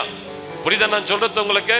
ஆமா. அப்போ அபிஷேகம் பெற்ற நீங்க ஒரு 5 வருஷத்துக்கு முன்னாடி ஏதோ ரப ரப ரப ரபான்னு பேசுறீங்களா? இப்போ அது பல பாஷையா மாறி இருக்கணும். இப்போ உனக்குள்ள அது பெரிய பாஷையா மாறி இருக்கணும். புது புது வார்த்தைகளா உங்க நாவில இருந்து புறப்பட்டு வரணும். இன்று இரவு ஆவியானவர்கள் நாவை பிடித்து அந்த நாவை சுத்திகரித்து அந்த நாவல புதிய பாஷையை ஊற்றுவார். தீர்க்க தரிசன பாஷையை உனக்கு அந்த நாவல கொடுப்பார். அல்லேலூயான்னு சொல்லுங்க பார்க்கலாம். ஆண்டவருக்கு இருக்கிற ஒரு வாஞ்சலாம் என்னன்னா, என் பிள்ளைங்கள் மேல ஆவியை ஊற்றணும், என் பிள்ளைங்கள் மேல அபிஷேகத்தை ஊற்றணும். அல்லேலூயா. பைபிள்ல பாருங்க, மோசே 70 மூப்பர்களை அழைத்து 70 பேருக்காக ஜெபிக்கும் போது என்ன நடந்தது? தேவனுடைய ஆவியானவர் அந்த 70 பேர் மேலே இறங்கினார். மோசேயினுடைய அபிஷேகத்தை எடுத்து ஆவியானவர் ஆண்டவர் என்ன பண்ணாரு? 70 பேர் மேலேயே வைத்தார். அல்லேலூயான்னு சொல்லுங்க. அந்த 70 பேரும் பல நேரங்கள் அந்நிய ஆவியில நிரம்பி நிரம்பி நிரம்பி நிரம்பி ஜெபம் பண்ணி தேவனை துதித்து மகிமைப்படுத்தி தீர்க்க தரிசனம் சொன்னாங்க. இவங்கெல்லாம் முடிச்சிட்டு போயிட்டாங்க. ஆனா அந்த 70 பேர்ல 2 பேர் மட்டும் அந்த கூட்டத்துக்கு வரல. அந்த 2 பேர் கூடாரத்திலே இருந்துட்டான்னு வேதம் சொல்லுது. ஆனா கூடாரத்துல இருந்த அவன் அந்த கூட்டத்துக்கு வரல, ஜப கூட்டத்துக்கு வரல. ஆனா ஆண்டவர் விட்டாரா? அவனை விடல. கூடாரத்திலே தேடி போய் இறங்கினார். கூடாரத்திலே அவன் மேல தீர்க்க தரிசன வல்லமை இறங்குச்சு. இவங்க 68 பேர் மேல இறங்கியது சாதாரண அபிஷேகம். ஆனா அவங்க மேல இறங்கியது பலத்த அபிஷேகம். காரணம், அவங்களால நிறுத்தவே முடியல தீர்க்க தரிசனத்தை. அவன் பாட்டுட்டு தீர்க்க தரிசனம் பேசிக்கிட்டே இருக்கான் 2 பேர் அப்படின்னு பைபிள் சொல்லுது.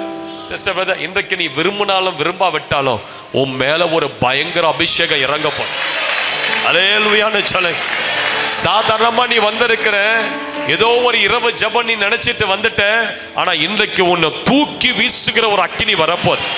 உன்னை அக்கினியாய் பற்றி எரிகிற ஒரு வல்லமை இன்றைக்கு இன்னும் கொஞ்ச நேரத்தில் உன் மேல வரப்போது. அல்லேலூயான்னு சொல்லுங்க. மோசேயினுடைய இருதயத்தின் வாஞ்ச இது. இப்ப இந்த 2 பேர் பேசுறான்னு பாஷையை கேட்டுட்டு தீர்க்க தரிசனம் உரைக்கிறத கேட்டுட்டு ஜனங்க போய் இப்ப கம்ப்ளைண்ட் பண்றாங்க மோசே கிட்ட. ஐயா மோசே, பாருங்க அந்த 2 பேரும் ஜெப கூட்டத்துக்கு வரல, ஆனா அவனுங்க தீர்க்க தரிசனமா பேசிக்கிட்டு இருக்கிறானுங்க, அவனுங்களை ஸ்டாப் பண்ண சொல்லலாமா? அப்ப மோசே சொல்றாரு, இல்ல இல்ல அவனுங்க தீர்க்க தரிசியாவே இருக்கட்டும், என்னுடைய வாஞ்சை என்னன்னு சொல்லிட்டு மோசே சொல்றாரு. என்னாகமம் 11:29 எடுத்து வாசித்து பாருங்க. என்னாகமம் 11:29 எஃப் மைனர் கொடுங்க.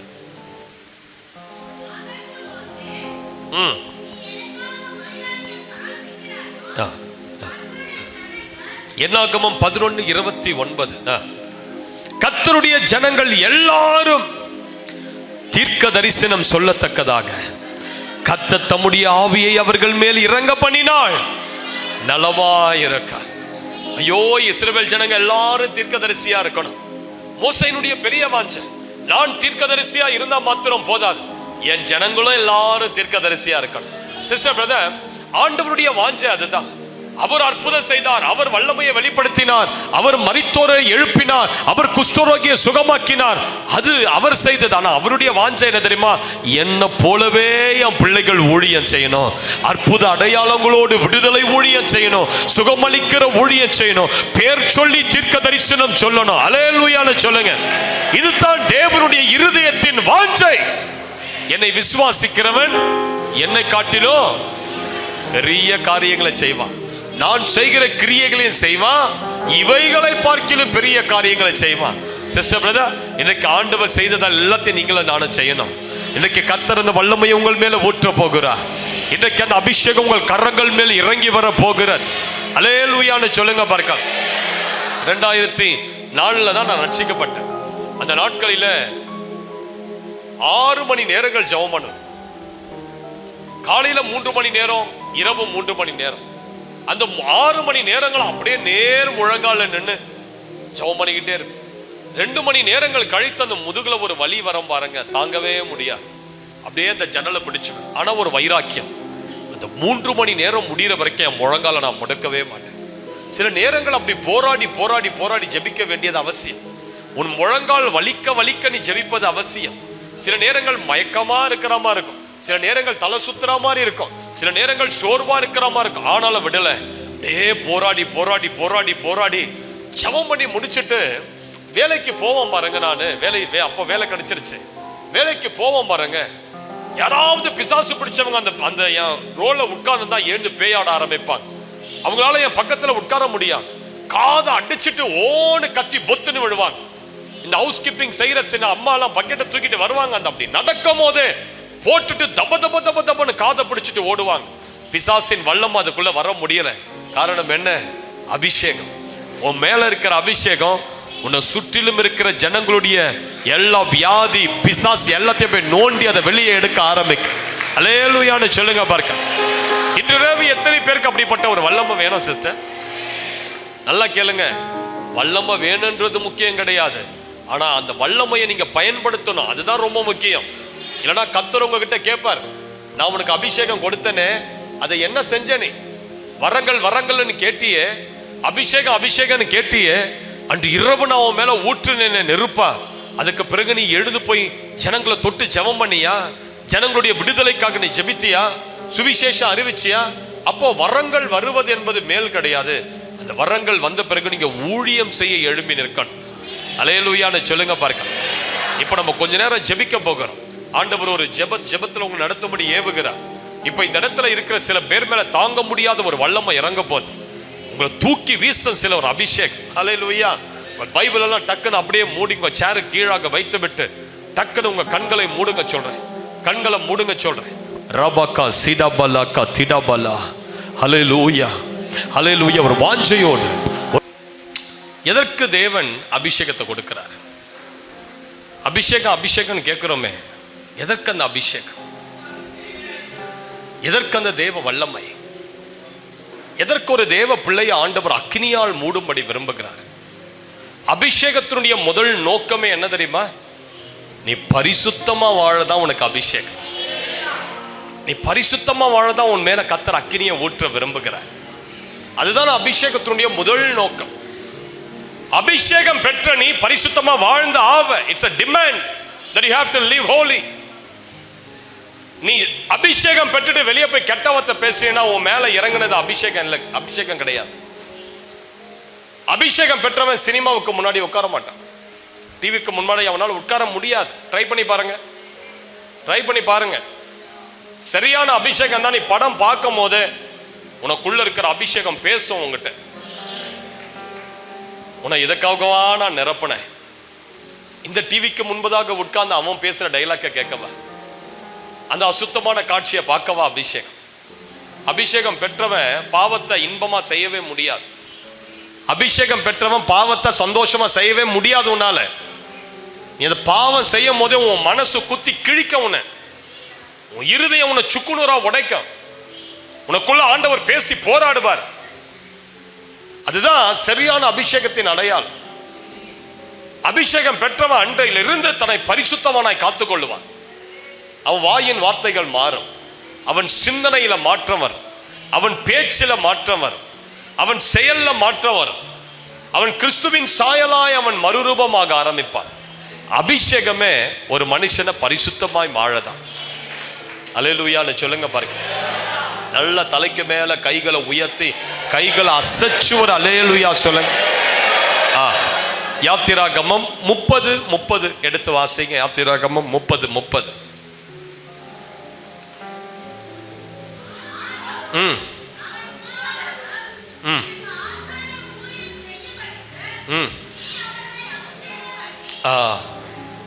அவர்களை நீ அவர்களை அபிஷேகம் பண்ணி அவர்களை பரிசுத்தப்படுத்துவாயாக. அப்போ ஒரு மனுஷனை பரிசுத்தப்படுத்ததான் அபிஷேகம். ஏன் ஆண்டவர் உன்னை அபிஷேகிக்கிறார் தெரியுமா? நீ பரிசுத்தமா வாழதான் உன் மேல அபிஷேகம். நீ ஆண்டவருக்கு முன்பதாக உண்மையா வாழ, உத்தமனா வாழ. உன்னை சுற்றிலும் எவ்வளவு அசுத்தங்கள் நடந்தாலும் நீ கரைப்படாத ஒரு வாழ்க்கை வாழதான் தேவன் உனக்கு அபிஷேகத்தை கொடுக்க விரும்புகிறார். அல்லேலூயான்னு சொல்லுங்க பாருங்க. பல ஆண்டுகளுக்கு முன்பதாக ஒரு வெட்டினரி காலேஜ், ஒரு வாலிபன் அந்த காலேஜில் போய் ஃபர்ஸ்ட் இயர் சேர்ந்தான். அவன் நல்லா ஜெபிக்கிறவன், நல்ல அபிஷேகத்தில் நிரம்பி இருக்கிறவன். காலேஜில் போய் சேர்ந்தா முதல் நாள் ஹாஸ்டல்ல தங்குறான். சீனியர்ஸ் எல்லாம் உள்ள வராங்க. உள்ள வந்துட்டு எல்லாம் அங்கே ஃபர்ஸ்ட் இயர் ஸ்டூடெண்ட்ஸையும் ஹாஸ்டல் ஸ்டூடெண்ட்ஸை லைனாக வரிசையாக நிற்க வச்சு அவர்கள் கைகளால் சில அசுத்தமான காரியங்களை செய்ய சொன்னார். அந்த சீனியர்ஸுக்கெல்லாம் பயந்து சில பேர் அதை செஞ்சுக்கிட்டு அசுத்தமானதை கைகளில் செஞ்சாங்க. ஆனால் அதில் ஒரு பையன் மட்டும் அதை செய்யலை. அந்த கிறிஸ்தவ பையன் மட்டும் அதை செய்யலை. மற்ற கிறிஸ்தவர்கள் பசங்க கூட அதை பண்ணிக்கிட்டு இருக்கிறாங்க அசுத்தம். ஆனால் இவன் அதை செய்யலை. சீனியர்ஸ் இவனை மிரட்டினாங்க, அடிச்சிருவேன்னு சொன்னாங்க, உன்னை அவ்வளோதான் என்னென்னமோ பண்ணி சொன்னாங்க. அவன் எதுக்குமே பயப்படல. அவன் அவர்களை பார்த்து ஒரே ஒரு காரியம் சொன்னான், அண்ணா என் கரங்களால் உங்களுடைய உள்ளாடைகளை கூட நான் துவைச்சு போடுறேன், உங்கள் ரூமெல்லாம் நான் க்ளீன் பண்ணுறேன், உங்கள் கக்குசெல்லாம் கூட நான் க்ளீன் பண்ணுறேன். ஆனால் இந்த கரங்களால் நீங்கள் சொல்கிற அந்த அசுத்தத்தை என்னால் செய்ய முடியாது. ஏன்னா என் கரங்கள் கிறிஸ்துவோடு கூட ஆணி அடிக்கப்பட்டிருக்கிறது. இனி வாழ்வது நாடல்ல, எனக்குள் இயேசு ஜீவிக்கிறார். அவன் கரங்கள் ஆணிகள் அடிக்கப்பட்டிருக்கிறது, இயேசு ஜீவிக்கிறான்னு சொன்ன உடனே இந்த சீனியர்ஸ்களுக்கு ஒன்றும் புரியல. அவர்களுக்குள்ள ஒரு குழப்பம் வந்துருச்சு, பயம் வந்துருச்சு. உடனே அந்த இடத்தை விட்டு எழும்பி எல்லாரும் வெளியே போயிட்டாங்க. அல்லேலூயா. அந்த இடத்துல தன் சாட்சியை இந்த வாலிபன் காத்து கொண்டான். அதுதான் அபிஷேகம். உனக்கு பாவம் செய்கிற ஒரு நிலை வந்தாலும், பாவம் செய்கிற ஒரு சூழ்நிலை வந்தாலும் நீ செய்ய மாட்ட. நிறைய பேர் பாவம் செய்யல, ஏன் தெரியுமா? உனக்கு ஆப்பர்ச்சுனிட்டி வரல, உனக்கு சரியான டைம் தருணம் வரல. சில பேருக்கு சரியான ஆப்பர்ச்சுனிட்டி வந்து அவன் பாவம் செஞ்சிட்டான். உனக்கு ஆப்பர்ச்சுனிட்டி வரல, நீ தப்பிச்சிட்டு இருக்கிற. ஆப்பர்ச்சுனிட்டி வந்து நீ ஓடுற தெரியுமா, அதுதான் சரியான அபிஷேகம். யோசேப்பின் மேல அந்த அபிஷேகம் இருந்ததுனால தான் அவனுக்கு ஆப்பர்ச்சுனிட்டி வந்தது. வீட்டில் யாரும் இல்லை, போத்திபாரின் மனைவி பிரியாளு, அவ யோசேப்பை பிடிச்சு எடுக்கிறா பாவம் செய்ய, வந்து பாவம் செய். அவன் ஒரு வாலிபன். அவன் நினைச்சிருந்தா அந்த பாவத்தில் ஈடுபட்டு சுகபோகமா வாழ்ந்திருக்க முடியும். அவளுக்கு இன்பமா வாழ்ந்து பிரியமா வாழ்ந்து அந்த வீட்டில் சகலவற்றையும் நான் அனுபவிச்சிருக்க முடியும். ஆனா அவன் சொல்றான், இந்த பொல்லாப்பான காரியத்தை நான் ஆண்டவருக்கு முன்பதாக செய்வது எப்படி? தேவனுக்கு முன்பதாக இந்த பொல்லாப்பான காரியத்தை நான் செய்வது எப்படி? ஐயோ, இந்த பெரிய பொல்லாப்பை நான் செய்ய மாட்டேன். அதுதான் அபிஷேக். அவன் என்ன பண்றான்? அவன் ஓடுறான், அவன் வஸ்திரத்தை பிடிச்சிட்டா அவன். ஆனா வஸ்திரத்தெல்லாம் விட்டுட்டு வெளியே நிர்வாணமா ஓடுறான். அதுதான் அபிஷேகம். அபிஷேகம் உன் பரிசுத்தத்தை உன்னை காத்துக்கொள்ள உதவி செய். அதுக்கு தாங்க கர்த்தர் அபிஷேகத்தை கொடுக்கிறாரு. நீ அபிஷேகம் பெற்று தாறுமாறா பேசுவதும், தாறுமாறா வாழ்வதும், அந்தரங்க பாவங்களை செய்வதும், சிந்தையில் அசுத்தமாக யோசிப்பதும், இதெல்லாம் அபிஷேகம். சரியான அபிஷேகம் உன்னை பரிசுத்தமான இன்றைக்கு மாற்றும். இன்று இரவு தான் உன் வாழ்க்கையில போராடுகிற எல்லா பாவத்துக்கும் அந்த அபிஷேகம் ஒரு முடிவு கட்டும். உன் வாழ்க்கையில போராடுகிற, சீறி கொண்டிருக்கிற, உன் உடம்புல போராடுகிற இச்சையின் ஆவி, விபச்சார வேசித்தனத்தின் வல்லமை, உன்னை தவறான படங்களை பார்க்க செய்ய அடிக்கடி உன்னை விழப்பண்ணுகிற வல்லமை, நீ கர்த்தருக்குள் பிரகாசமா எழும்ப கூடாதபடி சில நாட்கள் எழும்புற, சில நாட்கள் விழுற தெரியுமா? இன்றைக்கு அந்த அப்படிப்பட்ட வல்லமைகள் உன் வாழ்க்கையை விட்டு வெளியேறுகிறது. உன் மேல இருக்கிற அபிஷேகம் சகல நுகங்களை இன்று இரவு உடைக்கும். நல்ல கைகளை தட்டி வர அல்லேலூயான்னு சொல்லுங்க பாருங்க, அல்லேலூயான்னு சொல்லுங்க பாருங்க. உன்னை தேவ சாயலாய் மாற்றதா அபிஷேகம். எதற்கு உனக்கு கர்த்தர் அக்கினியை தராரு? சில பேர் கேட்கிறோம், அக்கினி அபிஷேகம், அக்கினி அபிஷேகம். நான் கேட்கிறேன், எதற்குமா உனக்கு அக்கினி அபிஷேகம்? எதற்கு? உன்னை தேவ சாயலா மாற்றதா அக்கினி. ஒரு இரும்பை எடுத்து ஒரு அக்கினியில போட்டு பாருங்க, கொஞ்ச நேரத்துல இரும்பு எப்படி மாறுது? எப்படி மாறுது? அப்படியே நெருப்பா மாறுதா? அதுக்கு முன்னாடி அந்த இரும்பு கருப்பா இருந்தது, அதுக்கு முன்னாடி அது உறுதியா இருந்தது. ஆனா நெருப்புல போட்ட கொஞ்ச நேரத்தில் அந்த இரும்பு எப்படி மாறுது? அப்படியே ஜுவாலிக்கிற அக்கினியா மாறுது. அது அக்கினி சாயலா மாறுது. அதுதாங்க அக்கினி அபிஷேகம். உனக்குள்ள அக்கினி இறங்கி வந்த பிறகு நீ தேவனுடைய சாயலாய் மறுரூபமாக்கப்படுவாய். உன் முகத்தை பார்க்கும்போது தேவ மகிமை வெளிப்படும். உன்னை பார்க்கும்போது தேவ சாயல் வெளிப்படும். ஹல்லேலூயா. மோசே அந்த சீனாய் மலையில அந்த அக்கினியின் நடுவுல உட்கார்ந்து தேவனுடைய வார்த்தைகளை கேட்டுக்கொண்டே இருந்து அந்த மலையை விட்டு கீழே இறங்கினான். வேதம் சொல்லுகிறது, தேவன் அவனோடு பேசினது நிமித்தம் அவன் முகம் பிரகாசித்திருந்தது. அவன் முகத்துல ஒரு சாயல். அவன் முகத்தை பார்க்க முடியல ஜனங்களால. அவன் முகத்தை முட்காடு போட்டு மூடிட்டு தான் ஜனங்க மோசையோடு கூட பேச வேண்டியதா இருந்தது. காரணம் என்ன? அக்கினி சாயல். அக்கினி சாயல். பல ஆண்டுகளுக்கு முன்பதாக அமெரிக்கா தேசத்துல ஹென்றி குரூவர் என்று சொல்லக்கூடிய ஒரு தேவ மனிதர் இருந்தார். நிறைய சரித்திரம் நம்ம வாசிக்கணும். அப்பதான் ஜனங்க எப்படி வாழ்ந்தாங்க சிலர் நமக்கு தெரிய வரும். கிறிஸ்தவர்கள் நீங்கள் நிறைய புத்தகங்களை வாங்கி வாசிக்கணும். நிறைய ஆவிக்குரிய புத்தகங்களை வாசிக்காதவங்க ஆவிக்குரிய ஜீவியத்தில் வளரவே முடியாது. புத்தகங்கள் பார்க்குறீங்களா, டக்குன்னு அதை வாங்கி அந்த புத்தகத்தை அந்த ஒரு வாரத்தில் வாசிச்சு அதில் எப்படி தேவ மனிதர்கள் எழும்பினாங்க கர்த்தருக்காக, அந்த அறிவு நமக்கு வரணும். ஹென்றி குரூவர் என்கிற ஒரு தேவ மனிதர் ஒரு வாலிபனாய் வாழ்ந்தான். அவனுக்குள்ள இருக்கிற எண்ணமெல்லாம், நான் ஆண்டவருக்காக ஏதாவது ஒரு காரியத்தை செய்யணும். இப்படிப்பட்ட ஒரு கூட்டத்துக்கு அவன் புறப்பட்டு போனான். அந்த கூட்டத்தில் கடைசியாக ஒரு அழைப்பு கொடுக்கப்பட்டது, யாருக்கெல்லாம் அபிஷேகம் வேணும்னு சொல்லி. அந்த வாலிபன் ஓடி வந்து முன்னாடி முழங்கால் படியிட்டான். அது வரைக்கும் அவன் அந்நிய பாஷை பேச தெரியாது, அது வரைக்கும் அவன் ஆவியில நிரம்புகிற அனுபவங்கள் கிடையாது. ஆனா அந்த கூட்டத்தில் வந்து முழங்கால் படியிட்டு ஒரு காரியத்தை தான் சொன்னான், ஆண்டவரே இந்த கூட்டம் முடிச்சுட்டு நான் வீட்டுக்கு போகும்போது என் மேல அளவில்லாத ஒரு அபிஷேகம் இருக்கணும். அவன் மேல ஒரு வல்லமை இறங்கியது, அவனால தாங்க முடியல. அவன் ஆடல கொல்லல, ஆனா அப்படியே கண்ட்ரோல் பண்ணிட்டான் அந்த வல்லமையை. கூட்டம் முடிஞ்சு அவன் வீட்டுக்கு போயிட்டான். அவனுக்கு பஸ்ஸில் அவனை ஏற்றி கொண்டுட்டு போய் வேற இடத்துல விடுறாங்க. அந்த பஸ்ஸில் பார்க்குறவங்க எல்லாரும் இவனை ஒரு விதமாக பார்த்துக்கிட்டே இருந்தாங்க. அப்போ கொஞ்ச நேரம் கழிச்சு எல்லாரும் கேட்டாங்க, உன் முகத்திலிருந்து ஒரு வெளிச்சம் பிரகாசிக்கிறது, அது என்ன வெளிச்சம்? அவன் மேலே இறங்கின அபிஷேகம் அவன் முகத்தை அப்படியே க்ளோ அடிக்க ஆரம்பிச்சிடுச்சு. அல்லேலூயா. இன்னைக்கு சில பேர் முகத்தை பிரகாசம் பண்ண என்னென்னமோ போட்டு தேய்க்குது, நைட்டில் கடலை மாவு போடுது, தயிரை போடுது, அதை போடுது, இதை போடுது, க்ரீமை போடுது. யூடியூப்ல பார்க்குற எல்லாத்தையும் வாங்கி போட்டு அந்த மூஞ்சி அப்படியே தீஞ்சு போன அதிர்சம் மாதிரி தான் இருக்குது. இன்னும் மாறிச்சானா மாறலை. நீ சரியான அபிஷேகத்தை வாங்கி கத்தர்கிட்ட, உன் முகம் தானா க்ளோ ஆக ஆரம்பிக்கும். உன் முகம் ஸ்கின் எல்லாம் அப்படியே க்ளோ அடிக்க ஆரம்பிக்கும். நீ இன்று இரவு ஒரு அபிஷேகத்தை பெற்றுட்டு போ. உன் கணவர் சொல்லுவார், பாரு எங்கம்மா போயிட்டு வந்த நீ, உன் முகம் உன் ஸ்கின் எல்லாம் இவ்வளவு க்ளோ அடிக்குது. அல்லேலூயா. சரியான அபிஷேகம் முகத்தை பிரகாசிக்க பண்ணும், தெரியுமா உங்களுக்கு? ஆமா, உன் முகம் அமாவாசையா இருந்தாலும், நீ உன் கலர் அமாவாசை கலரா இருந்தாலும், அபிஷேகம் வந்த பிறகு நீ பௌர்ணமியா மாறிடுவேன். விலங்குதான் நான் சொல்றது உங்களுக்கு? விலங்குதான். விளங்குறவங்க ஒரு அல்லேலூயா சொல்லுங்க. அப்ப அபிஷேகம் ஒரு மனுஷனை எப்படி மாத்துது? தேவ சாயலாய் மாற்றுகிறது.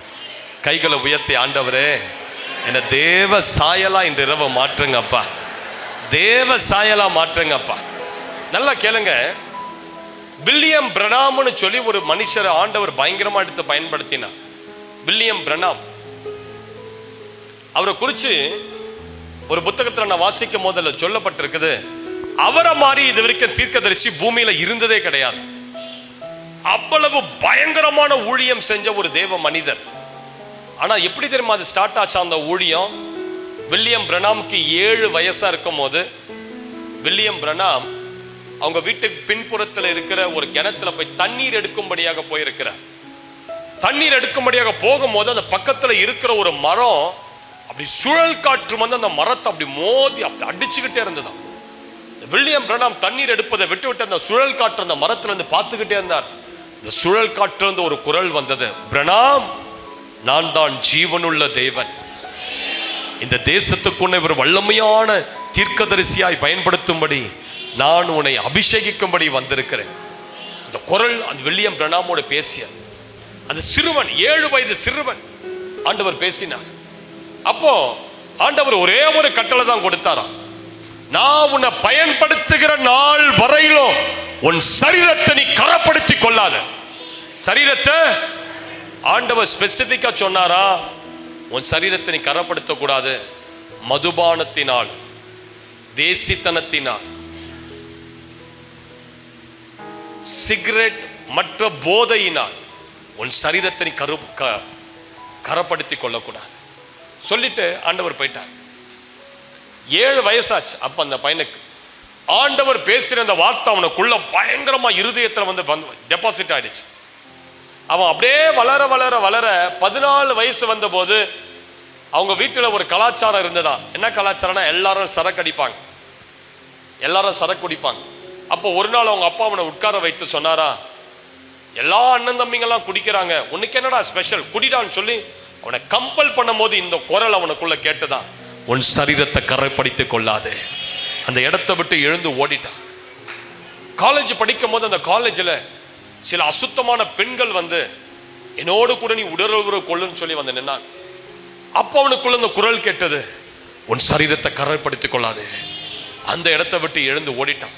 சிஸ்டர் பிரதர், இப்படி தன் வாழ்க்கையில் அவனுக்கு போராட்டம் வரும்போதெல்லாம் அவனுக்குள்ள ஆண்டவருடைய குரல் துணித்து கொண்டே இருந்ததா, உன் சரீரத்தை கரைப்படுத்தாத, அசுத்தமான ஆபாசமான படங்களை பார்த்து உன் சரீரத்தை கரைப்படுத்தாத, சிற்றின்ப பழக்கங்கள் செய்து உன் சரீரத்தை கரைப்படுத்தாத, சினிமாவுக்கு முன்னாடி உட்கார்ந்து உன் சரீரத்தை கரைப்படுத்தாத, அசுத்தமான இச்சையான பேச்சுகளை கேட்டு பேசி உன் சரீரத்தை கரைப்படுத்தாத, பரிசுத்தமா வாழுன்னு சொல்லி அந்த குரல் அவனுக்குள்ள துணித்து கொண்டே இருந்தது. ஒரு நாள் அந்த வில்லியம் பிரணாம் தன் பெட்டில் படுத்து தூங்கிட்டு இருக்கும் போது எல்லா அசுத்தத்திற்கும் தப்பி தப்பி தப்பி தப்பி தன்னை பரிசுத்தமாய் காத்துக்கொண்டு ஒரு நாள் அவன் பெட்டில் படுத்து தூங்கி கொண்டிருக்கும் போது ஒரு தேவ தூதன் பெட்டின் அருகில இறங்கி வந்து வில்லியம் பிரணாமை தட்டி எழுப்பி சொன்னா, இம்மட்டும் உன் சரீரத்தை நீ பரிசுத்தமா காத்துட்ட, இனி உன்னை நான் மகிமைய காணும்படியாக செய்ய போகிறேன்னு சொல்லி ஒரு வெண்ணிற அபிஷேகத்தை வில்லியம் பிரணாம் மேல போட்டார். அவ்வளவுதான் பாருங்க. அன்று இரவிலிருந்து வில்லியம் பிரணாமுடைய ஊழியம் ஆரம்பித்தது.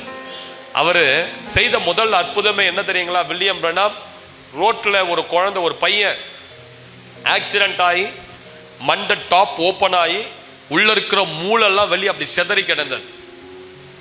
ஆனா இந்த அற்புதத்தை நீ செய்வேன்னு சொல்லி ஆண்டவர் வில்லியம் பிரணாம் கிட்ட சில மாதங்களுக்கு முன்னாடியே பேசிட்டார். உன்னுடைய முதல் அற்புதமே நீ ஒரு செத்த வாலிப பிள்ளைய நீ எழுப்புவ ரோட்ல. இப்போ சரியா கார்ல போயிட்டே இருக்கிறாங்க, ஒரு பையன் கார் அடிச்சு தூக்கி வயல்ல வீசி இருக்குது, மூளெல்லாம் சிதைந்து போயிருக்குது. வில்லியம் பிரணாம் காரை விட்டு எழும்பும் போது ஒரு குரல் கேட்குதா, இதுதான் சரியான நேரம், நீ செய்யக்கூடிய முதல் அற்புதம் இதுதான். வில்லியம் பிரணாம் போனாரு, அந்த செதறி கிடந்த மூளையெல்லாம் கையால் அள்ளி அந்த பையன் தலைக்குள்ள கொட்டி அந்த டாப் தனியா அந்த டாப் எடுத்து அவன் தலை மேல வச்சு இயேசுவின் நாமத்தால் உயிரோடு எழுந்துருன்னு சொன்னாரு. அவன் உயிரோடு எழுந்து உட்கார்ந்தான். நல்ல கைகளை தட்டு. நாம் ஆராதிக்கிற தேவன் ஒரு விக்கிரகம் அல்ல. காதிருந்தும் கேட்காத, வாயிருந்தும் பேசாத, கண்கள் இருந்தும் காணாத, கைகள் இருந்தும் செயல்படாத விக்கிரகம் அல்ல. நாம் ஆராதிக்கிற தேவன் அற்புதர், அற்புதர், அற்புதர், அதிசயங்களை செய்கிற தேவன். அல்லேலூயான்னு சொல்லுங்க பார்க்கலாம். அதுதான் வில்லியம் பிரணாம் செய்த முதல் அற்புதம். அங்கிருந்து தொடங்குச்சு அவருடைய ஊழியம். உலகத்தையே கலக்கினார் கொஞ்ச நாட்கள்ல. சிஸ்டர் பிரதர், அபிஷேகம். நீ பரிசுத்தமாய் வாழ, நீ பரிசுத்தமா வாழ்ந்து பாரு, தேவன் உன்னை அவர் கையில எடுப்பார். டக்குன்னு எடுக்க மாட்டாரு, சில நாட்கள் உன்னை சோதிப்பார் ஆண்டவர். நீ எந்த அளவுக்கு பரிசுத்தமா இருக்கான்னு ஆண்டவர் டெஸ்ட் பண்ணிட்டே இருப்பார். அப்படியே கண்கள் உன்னை சுத்தி சுத்தி சுத்தி சுத்தி வந்துகிட்டே இருக்கும். நீ டெம்டேஷனான சூழ்நிலையில எப்படி அங்க தப்பிச்சு ஓடுறன்னு கர்த்தர் பார்ப்பார். உனக்கு சில இச்சையான சில காரியங்கள் உன்னை கிட்ட வரும்போது நீ எப்படி அதை ஜெயிக்கிறன்னு கர்த்தர் பார்ப்பார். சில போராட்டங்கள் உன் நண்பர்கள் வழியா வரும்போது எப்படி நீ ஜெயிக்கிறன்னு கர்த்தர் பார்ப்பார். இரவு நேரங்களில் உன் கைகளில் செல்போன் இருக்கும் போது நீ எல்லாத்தையும் அதில் பார்க்க முடியும் என்கிற ஒரு நிலை வரும்போது அதை சுவிட்ச் ஆஃப் பண்ணி வச்சுட்டு நீ ஜெயம் எடுக்கிற பாரு, கர்த்தர் அதை பார்ப்பார். கர்த்தர் அதை பார்ப்பார். நீ பாவத்தில் ஜெயம் எடுக்கிற, பாவத்துக்கு விலகி ஓடுற என்பதை கர்த்தர் பார்த்துட்டு ஒரு நாள் வருவாரு, மகனே நீ பரிசுத்தமா வாழுற, இனி என் மகிமையை நான் உன் வாழ்க்கையில வெளிப்படுத்துறேன்னு சொல்லி தேவன் உன்னை தன் கரங்களில் எடுத்து பயன்படுத்த ஆரம்பிப்பார். நல்லா கைகளை தட்டி வர அல்லேலூயான்னு சொல்லுங்க. சிஸ்டர் பிரதர், இன்று இரவிலிருந்து நீ பரிசுத்தமாய் ஜீவிக்கிற ஒரு கிருபை உனக்கு வருகிறது. நீ பாவங்களை வெறுத்து ஓடுகிற ஒரு கிருபை, ஒரு தேவ வல்லமை உன் மேல வருகிறது. அல்லேலூயா. இரண்டாவது அபிஷேகம் எதற்கு தெரியுமா? சுவிசேஷத்தை அறிவிக்க தான் அபிஷேகம். முதல்ல நீ பரிசுத்தமா வாழ அபிஷேகம். இரண்டாவது அபிஷேகம் எதற்கு உனக்கு தேவைன்னா, நீ மற்றவர்களுக்கு இயேசு கிறிஸ்துவினுடைய நற்செய்தி அறிவிக்க தான் அபிஷேகம். எடுத்து வாசிங்க, ஏசாயா 61:1.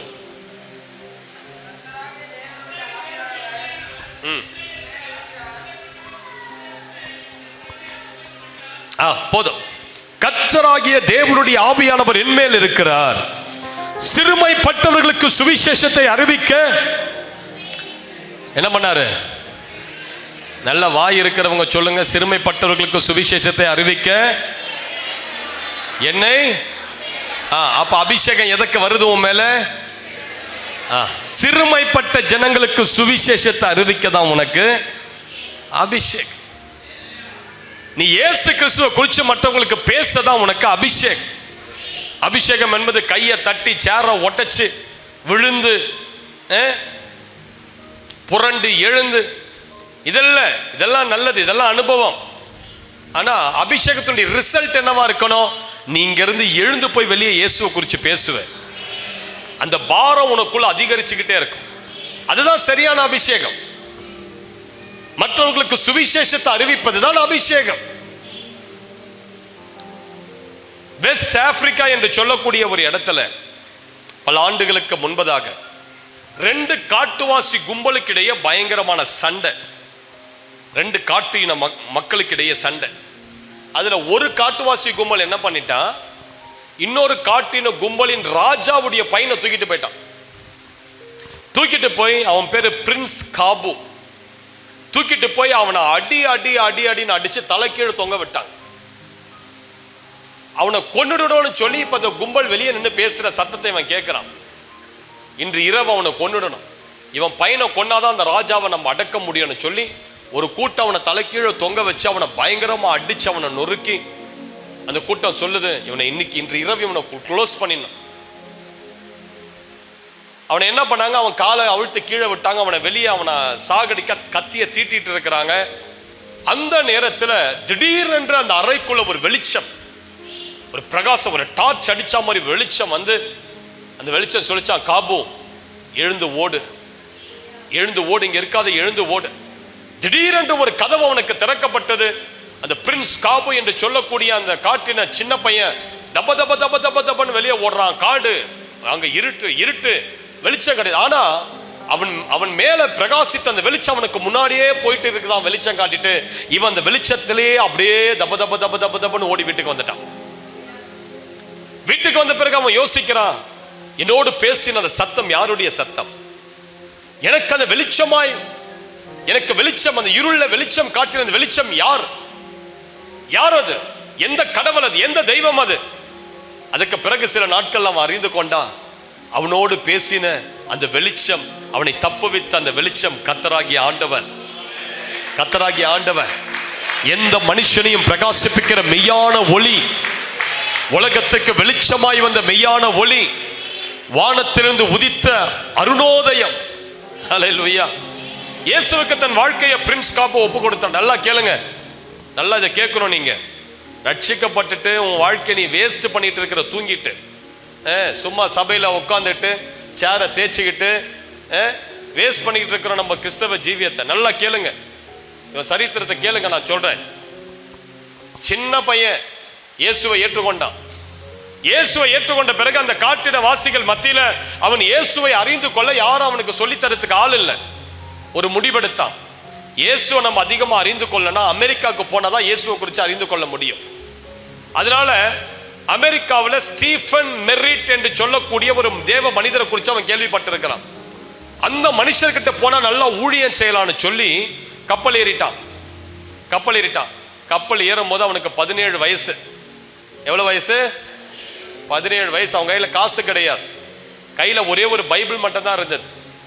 பைபிள் எடுத்துட்டு கப்பல் ஏறி, அந்த கப்பல்ல 3 மாசம் ஆச்சு வெஸ்ட் ஆப்பிரிக்காவில இருந்து அமெரிக்கா வர. அந்த 3 மாசம் அவங்க கிட்ட ஒத்த ரூபா கிடையாது அந்த கப்பல்ல வாங்கி சாப்பிட. அந்த இடத்துல சின்ன சின்ன வேலை செஞ்சு, மற்றவங்களுக்கு சில ஊழியம் செஞ்சு, உதவி செஞ்சு, அவர்கள் கொடுக்கிற காசுல வாங்கி சாப்பிட்டுட்டு அந்த 3 மாதங்கள் அந்த கப்பல்லையே உட்கார்ந்து பைபிளை ஃபுல்லா படிச்சு முடிச்சுட்டான். 3 மாதங்கள் கழிச்சு அமெரிக்கால வந்து லேண்ட் ஆகிறான், இறங்கிட்டு ஸ்டீஃபன் மெரிட் என்கிற ஊழியக்காரருடைய அட்ரஸை விசாரிச்சு அவருடைய வீட்டுக்கு போயிட்டான். அவருடைய வீட்டுக்கு போய் நிக்கிறான், அலங்கோலமா நிக்கிறான். காட்டுவாசி பையன் எப்படி இருப்பான்? கோட்டு ஷூட்டமா போட்டுருப்பான், சாதாரணமான ஒரு உடை, அழுக்கான ஒரு உடையில போய் நிக்கிறான். அந்த ஊழியக்காரர் கேட்கிறார், who are you? அவன் சொல்றான், I have come to learn about Jesus. உங்ககிட்ட நான் இயேசுவை குறித்து அறிந்து கொள்ள வந்திருக்கிறேன் என்று சொன்னான். அவர் சொன்னாரு, I have to go to a meeting now. I'll come back and talk to you. You can stay here. நான் ஒரு கூட்டத்துக்கு போய் கொண்டிருக்கிறேன், நீ இங்கே இரு, நான் வந்துட்டு உன்னை பார்க்கிறேன்னு சொல்லிட்டு அவர் அந்த வீட்டில் விட்டுட்டு போயிட்டார். வீட்டில் அவனால இருக்க முடியல. வீட்டில் பைபிள் எடுத்தான், ரோட்டுக்கு போனா இயேசுவே தெய்வன்னு பிரசங்கிச்சான். அரைக்குறை இங்கிலீஷ் பேசுவான், இயேசுவே தெய்வன்னு பிரசங்கிச்சான். அவன் பிரசங்கத்தை கேட்டுட்டு 20 பேர் வீட்டுக்குள்ள வந்தாங்க. 20 பேர் ரட்சிக்கப்பட்டு வீட்டுக்குள்ள வந்தாங்க. இந்த ஊழியக்காரர் வரும்போது அந்த 20 பேருக்காக இவன் ஜெபம் பண்ணி எல்லாரும் ஆவியில நிரம்பி கீழே அப்படி விழுந்து கிடந்தாங்க. இவனை வந்து அவர் கேட்கிறாரு, what did you do to these people? இந்த ஜனங்களுக்கு நீ என்ன செஞ்ச? அவன் சொன்னா, well I preached about Jesus Christ and I prayed for them, the Holy Spirit came upon them அப்படின்னு சொன்னான். நான் அவர்களுக்கு இயேசுவை குறித்து பிரசங்கித்து அவர்களுக்காக ஜெபம் பண்ண ஆவியானவர் அவர்கள் மேலே இறங்கி விட்டார். சிஸ்டர் பிரதர், இந்த பையன் சாமுவேல் மோரிஸ் என்று பிற்காலத்தில் அந்த ஊழியக்காரரால் பெயர் மாற்றப்பட்டு வெறும் 21 வயசு வரைக்கும் தான் அவன் வாழ்ந்தான். எவ்வளவு வயசு? 21 வயசு. 17 வயசுல இயேசுவை ஏற்றுக்கொண்டு 21 வயசு வரைக்கும் தான் வாழ்ந்தான். அதுக்கு பிறகு ஒரு வியாதியில செத்துட்டான். ஆனா அந்த 21 வயசு வரைக்கும் வாழ்ந்த அந்த பையன் அமெரிக்காவே கலக்கிட்டாங்க. அமெரிக்காவே கலக்கிட்டான். இது வரைக்கும் அவன் சரித்திரத்தை நம்ம பேசுற மாதிரி அவன் ஊழியம் செஞ்சுட்டு போயிட்டான். அல்லேலூயான்னு சொல்லுங்க பார்க்க. வெறும் 4 வருஷம் தான் வாழ்ந்தான். வெறும் 4 இயர்ஸ் தான் இயேசுவை ஏற்றுக்கொண்டு வாழ்ந்தான். சாமுவேல் மோரிஸ், நீங்க போய் புத்தக கடையில கேட்டு பாருங்க, சாமுவேல் மோரிஸ் புத்தகம் கிடைக்கும், வாங்கி வாசிச்சு பாருங்க. நான் கேட்கிறேன், நீ அபிஷேகம் பெற்று எவ்வளவு நாள் ஆச்சு? நீ இயேசுவை ஏற்றுக்கொண்டு 20 வருஷம் 30 வருஷம் ஆகுது சிலருக்கீங்க. நீ எத்தனை பேர் ஆலயத்தை கொண்டு போயிருக்கிற? நீ ஆலயத்தில் இருக்கிறவங்களை பேசி கலைச்சி வேணா விட்டுருப்ப. ஆலயத்தில் இருக்கிறவங்களை குழப்பி வெளியே ஆலயத்துக்கு நீ துரத்தியாவது விட்டுருப்ப. ஆலயத்துக்குள்ள நீ எத்தனை பேரை நீ கொண்டு போயிருக்கிற? கொஞ்சம் யோசிச்சுப்பார், யோசிச்சுப்பார். உன் மேல சரியான அபிஷேகம் இருந்தா சுவிசேஷ பாரம் உனக்குள்ள வரும். நீ ஆலயத்தில் ஆட்களை சேர்க்கிற நபரா இருந்துகிட்டே இருப்ப. நீ ஆத்துமாக்களை பிடிக்கிற நபரா இருப்ப. நீ பஸ்ல ஏறினாங்க ஒரு ஆத்துமாவை பிடிப்ப. நீ ட்ரெயின்ல ஏறினாங்க ஒரு ஆத்துமாவை பிடிப்ப. நீ கடைக்கு போனா அங்க ஒரு ஆத்துமாவை பிடிப்ப. நீ முடிவெற்ற கடைக்கு போனா அங்க ஒரு ஆத்துமாவை பிடிப்ப.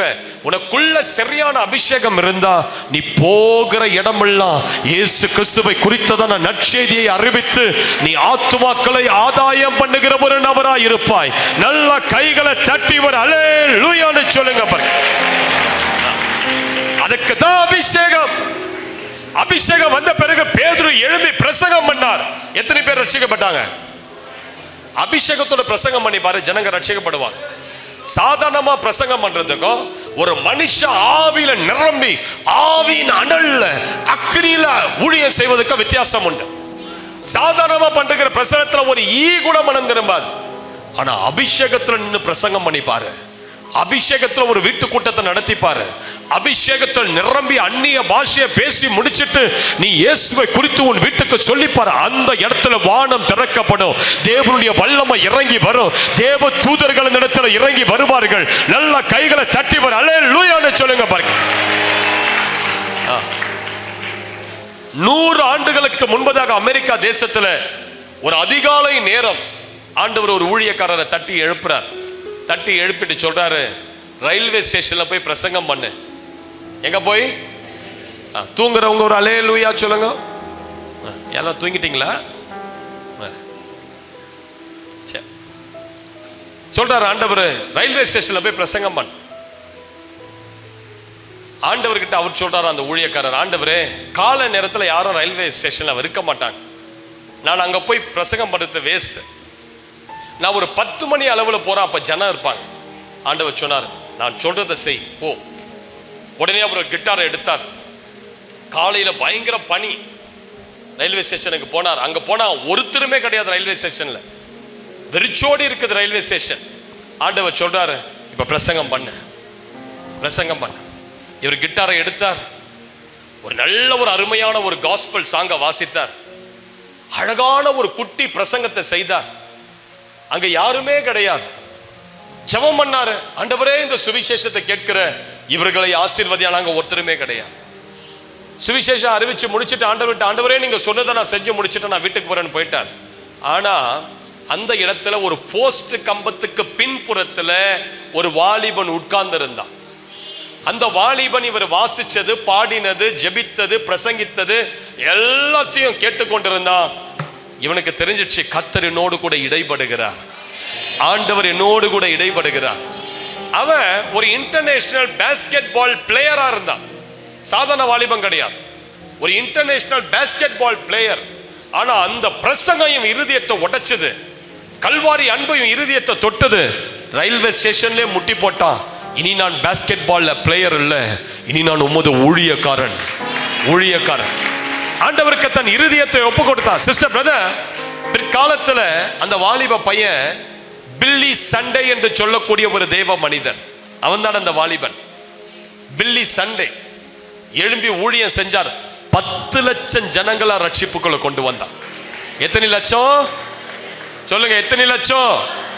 ஒரு அபிஷேகம் ஒருத்தனுக்குள்ள இருந்தால் லட்சக்கணக்கான ஜனங்களை ஆண்டவருக்குள் நம்மால வழி நடத்த முடியும்.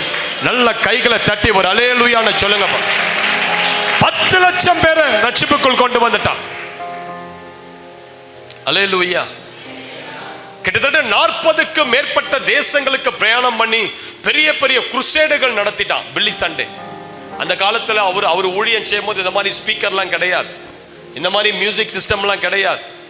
ஆனா பில்லி சண்டே அந்த மைக்ரோஃபோன் இல்லாத நேரத்துல, மைக் இல்லாத நேரத்துல, ஸ்பீக்கர் இல்லாத அந்த காலத்திலேயே 10 லட்சம் பேரை சுவிசேஷம் அறிவிச்சு ரட்சிப்புக்குள் கொண்டு வந்து விட்டார். அல்லேலூயான்னு சொல்லுங்க.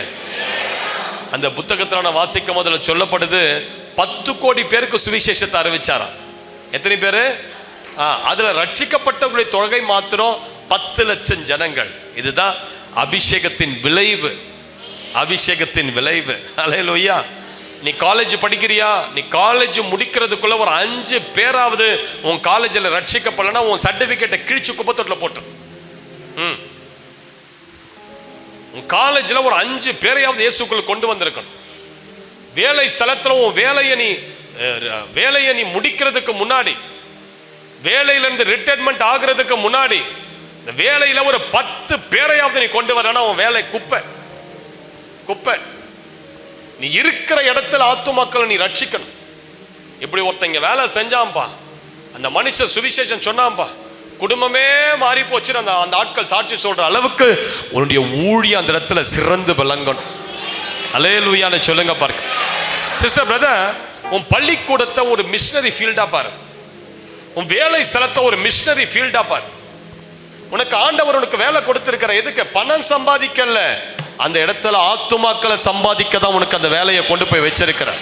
உனக்கு கர்த்தர் பிசினஸ் கொடுத்திருக்கிறாரு, நிறைய பேரை நீ சந்திக்கிற. ஏன் உனக்கு அது மிஷனரி ஃபீல்டு மாதிரி. உன்னை தேடி ஆத்துமாக்கள் வராங்க உன் பிசினஸ்ல. இயேசுவை குறித்து தைரியமா அவர்களுக்கு சொல்லு, சுவிசேஷத்தை அவர்களுக்கு தைரியமா பேசு. அதுக்குத்தான் உனக்கு கர்த்தர் அபிஷேகத்தை கொடுத்திருக்கிறார். நல்ல கைகளை உயர்த்தி ஒரு அல்லேலூயான்னு சொல்லுங்க. பாருங்க, மூன்றாவது அபிஷேகம் தான் ஒரு மனுஷனை கனம் நிறைந்த மனுஷனா மாற்றும். இன்னைக்கு நமது வாழ்க்கையில கனம் இல்லை, நிறைய குடும்பத்துல மேன்மை இல்லை, வெட்கம், அவமானம், கடன், குடும்பத்துல போராட்டம், வீடு கட்ட முடியல, சாட்சியா ஜீவிக்க முடியல. சிஸ்டர் பிரதர், நான் சொல்றேன், நீங்க கடன்ல வாழ்ந்துகிட்டு ஒரு புறஜாதியான சபைக்கு வான்னு சொன்னா அவன் எப்படி வருவான்? அவன் என்ன கேட்பான்? உன் தெய்வம் உன்னை ஆசீர்வதிக்கதான்னு கேட்பான். இல்லையே, நானே கடன் வாங்கிட்டு கட்ட முடியாத இங்க அங்கன்னு கேட்டுட்டு இருக்கிறேன். எப்படி அவன் ஒரு புறஜாதியான உள்ள வர முடியும்? யோசிச்சு பாருங்க. ஒரு தேவ பிள்ளை ஆசீர்வாதமா வாழணும். ஒரு தேவ பிள்ளை, உங்களுக்கு சொந்த வீடு இருக்கணும், சொந்தமா கார் நீங்க வாங்கணும், சொந்தமா நீங்க ஆசீர்வாதமா இருக்கணும். இந்த பூமியை விட்டு நீங்க போறதுக்கு முன்னாடி உங்க பிள்ளைகளுக்கு சகல சொத்தையும் நீங்க சேர்த்து வைக்கணும். அதுதான் அபிஷேகம். அல்லேலூயா. ஒருவேளை நீங்க பிறப்புல ஏழையாரா இருக்கலாம், ஆனா சாகும் போது நீங்க பணக்காரனா தான் சாகணும். அதுதான் நல்ல சாட்சி. யாக்கோபினுடைய ஆசீர்வாதங்கள் எப்படி இருந்ததா? தன் பிதாக்களின் ஆசீர்வாதங்களை காட்டிலும் மேற்பட்டதா இருந்தது. யாக்கோபுக்கு ஆபிரகாமுடைய சொத்து வரல. ஆபிரகாமுடைய சொத்து எல்லாமே யாருக்கு போச்சு? ஆபிரகாமுடைய சொத்து எப்படி இருந்தது?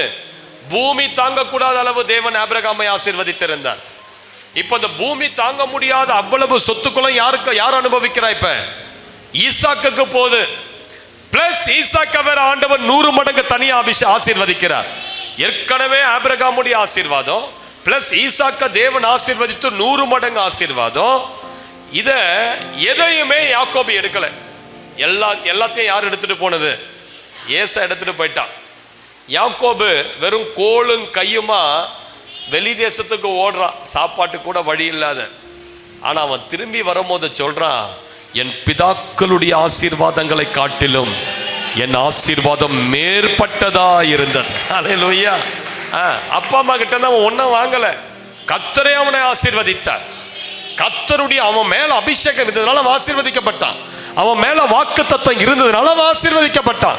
உன் மேல இருக்கிறது அபிஷேகம்னா நீ ஆசீர்வாதமா இருப்ப. உன் மேல சரியான வாக்குத்தத்தம் இருந்தா நீ பெருகுவ. புரியுதாமா நான் சொல்றது உங்களுக்கு? அப்படி நீங்க ஆசீர்வாதத்துக்குள்ள கடந்து போகணும். மாதத்துக்கு மாதம் உங்க ஆசீர்வாதம் பெருகணும், வருடத்துக்கு வருடம் உங்க ஆசீர்வாதம் பெருகணும். இந்த ஆசீர்வாதத்தை பெருக செய்வது எது தெரியுமா?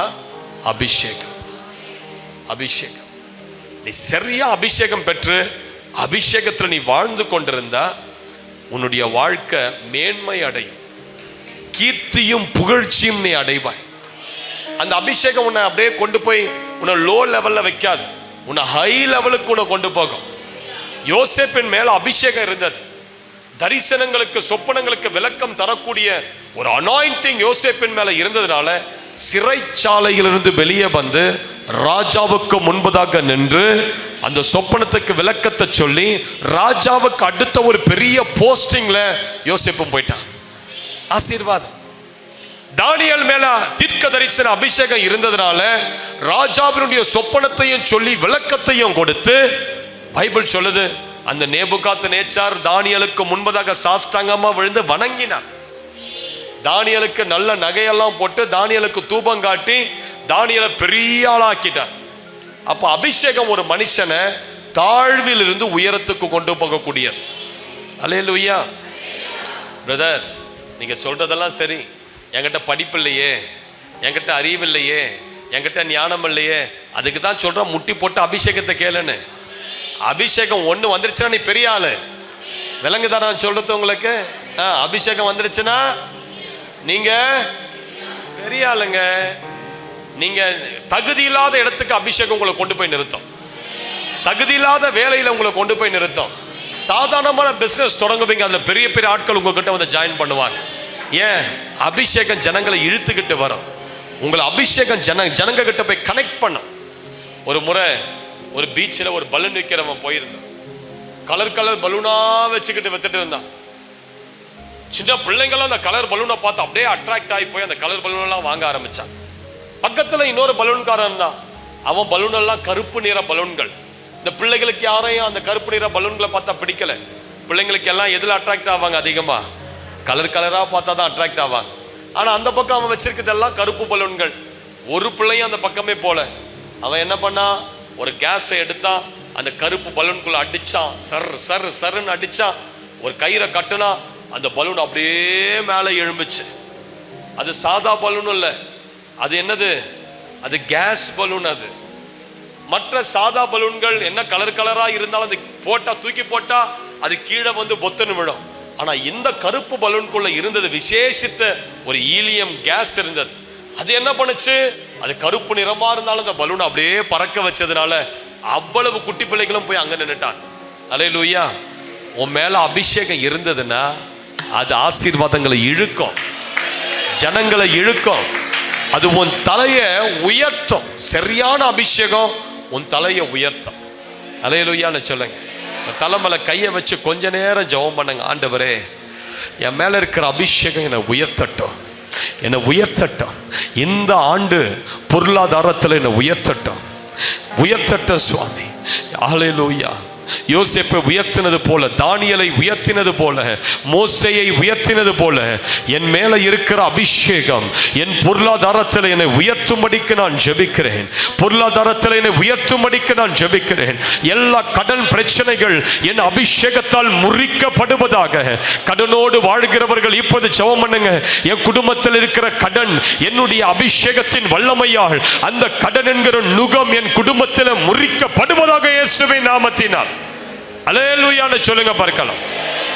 சிஸ்டர், பிரதர், நான்காவதாக அபிஷேகமானது நுகங்களை முறிக்கும். எதை முறிக்கும்? ஏசாயா 10:27 எடுத்து வாசிங்க. ஏசாயா 10:27.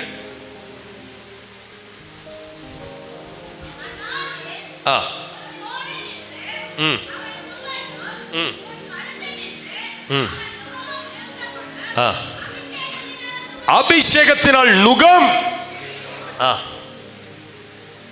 இங்க பார்க்கிறோம், தோளில் இருக்கிறவன் சுமையும் கழுத்தில் இருக்கிறவன் நுகமும். எப்படி முடியுமா? அபிஷேகத்தினால் அது முடியும். அப்போ அபிஷேகம் வரும்போது எதை உடைக்கனா, உன்னால நிமிர முடியாதபடி இருக்கிற கட்டுகளை உடைக்கும். இன்றைக்கு இந்த இடத்துல சில பேர் இருக்கீங்க, அந்த 18 வருஷமா அந்த ஆலயத்துல இருந்த அந்த கூனிய போல 18 வருஷமா ஆலயத்துல தான் இருந்தா. எப்படி இருந்தா? கூனியா இருந்தா. அவளால நிமிர முடியல. எவ்வளவு வேணும் நிமிர முடியாத கூனி. இந்த இடத்துல ஒருவேளை சிலர் இருக்கலாம், எவ்வளோ நான் நிமிர்ந்து பார்க்கிறேன் பிரதர், இந்த வியாதியிலிருந்து வெளியே வரணும்னு பார்க்கிறேன் பிரதர், இந்த பலவீனத்திலிருந்து வெளியே வரணும்னு பார்க்கிறேன் பிரதர், இந்த கடன்ல இருந்து வெளியே வரணும்னு பார்க்கிறேன் பிரதர், எவ்வளோ முயற்சி செய்தனால முடியல. எவ்வளவு வேணும் நிமிர முடியாத கூனி. அவளால முடியல. ஒருவேளை உங்களுடைய வாழ்க்கையில நிமிரக்கூடாதபடி சில கட்டுகள், சில போராட்டங்கள், சில நுகங்கள் உங்கள் கழுத்தில் இருக்கலாம். அது எப்படி உடையும் தெரியுமா? அபிஷேகத்தினால் அது உடையும். சில மாதங்களுக்கு முன்பதாக சென்னையிலிருந்து ஒரு டாக்டர், நல்லா பார்க்கறதுக்கு அவ்வளோ பியூட்டிஃபுல்லா இருப்பாங்க, வெள்ளைக்காரங்க மாதிரி, ஜெபத்துக்கு வந்திருந்தாங்க. அந்த அம்மா சொன்னாங்க, பாஸ்டர், என் கணவர் என்னை டிவோர்ஸ் பண்ணிட்டு போயிட்டார், வேற ஒரு பெண்ணோடு கூட அவருக்கு உறவு ஏற்பட்டு என்னை விட்டுட்டு போயிட்டார், நானும் என் பிள்ளைகளை தான் இருக்கிறோம். ஆனா அவர் போறதுக்கு முன்னாடி நான் நல்லா இருக்க கூடாதுன்னு சொல்லி ஒரு மந்திரம் பண்ணி என் வீட்டில் போட்டுட்டு போயிட்டார். இப்போ என் வீடு 7 வருஷமா விற்க முடியாத ஒரு சூழ்நிலையில் இருக்குது. எவ்வளோ பேர் வந்து பார்ப்பாங்க, வாங்குறேன்னு சொல்லுவாங்க, போயிடுவாங்க, வரவே மாட்டாங்க. 7 வருடமா அந்த வீட்டை விற்க முடியல. அந்த வீடை வித்தாதான் என் தலை நிமிரும், அந்த வீடை வித்தாதான் என்னுடைய வாழ்க்கை மாறும், என்னுடைய பிரச்சனைகள் தீரும். நான் என்ன செய்யறது? அப்ப நான் சொன்னேன், அபிஷேகத்தினால் நுகங்கள் உடையும் சிஸ்டர், உங்களுக்கு தேவை அபிஷேகம். இப்ப முட்டி போடுங்க, நான் உங்களுக்காக ஜெபிக்கிறேன். அந்த அம்மா தலைமையில கையை வச்சு ஜெபம் பண்ண, அவங்களோடு இணைந்து ஜெபம் பண்ண, ஒரு வல்லமை இறங்கியது, தூக்கி வீசப்பட்டாங்க அந்த அம்மா பொத்துன்னு. அந்த அம்மா எழுந்து நிக்கிறாங்க, உடம்பெல்லாம் அப்படியே நடுங்க ஆரம்பிச்சிருச்சு.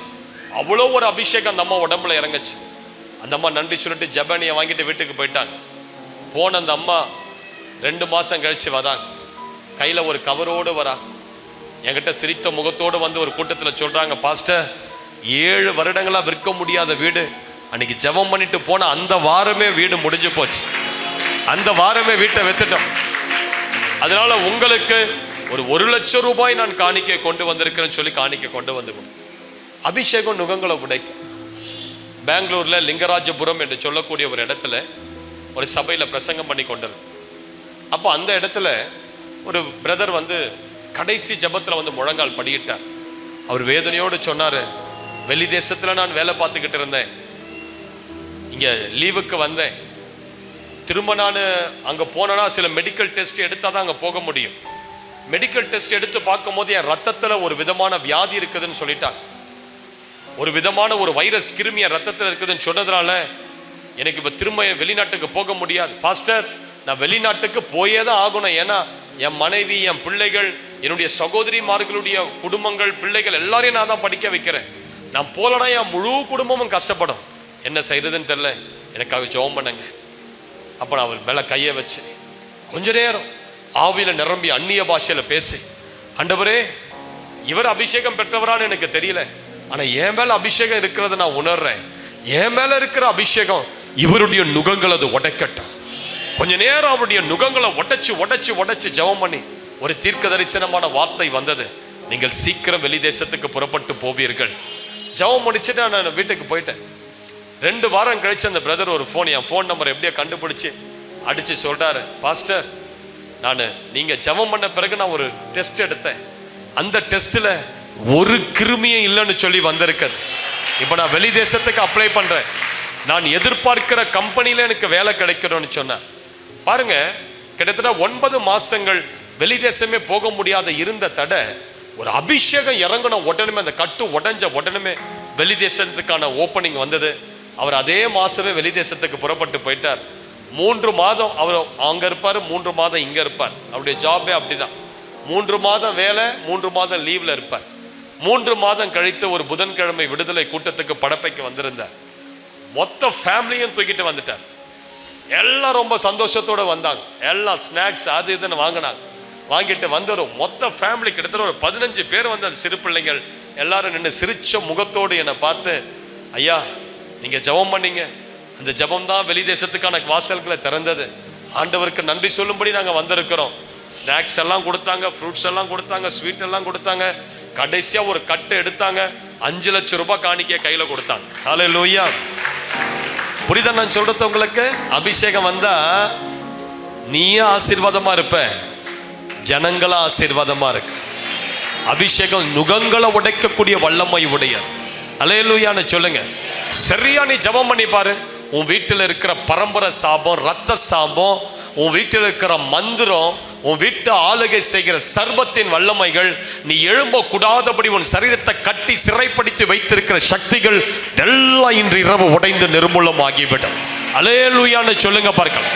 சில பிசாசுகளை அபிஷேகத்தை கொண்டுதான் நீ துரத்த முடியும்.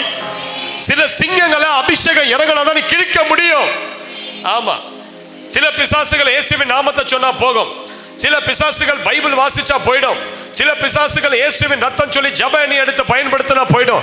சில ஆவிகள் நல்லா நீ ஆராதிச்சா போயிடும். சில ஆவிகள் உபவாசிச்சா போயிடும். சில ஆவிகள் நீ சரியா நீ சபைக்கு வந்து கொண்டிருந்தா அது போயிடும். சில ஆவிகள் ஆண்டவருக்கு சில பொருத்தனைகளை செய்து நிறைவேற்றினா போயிடும்.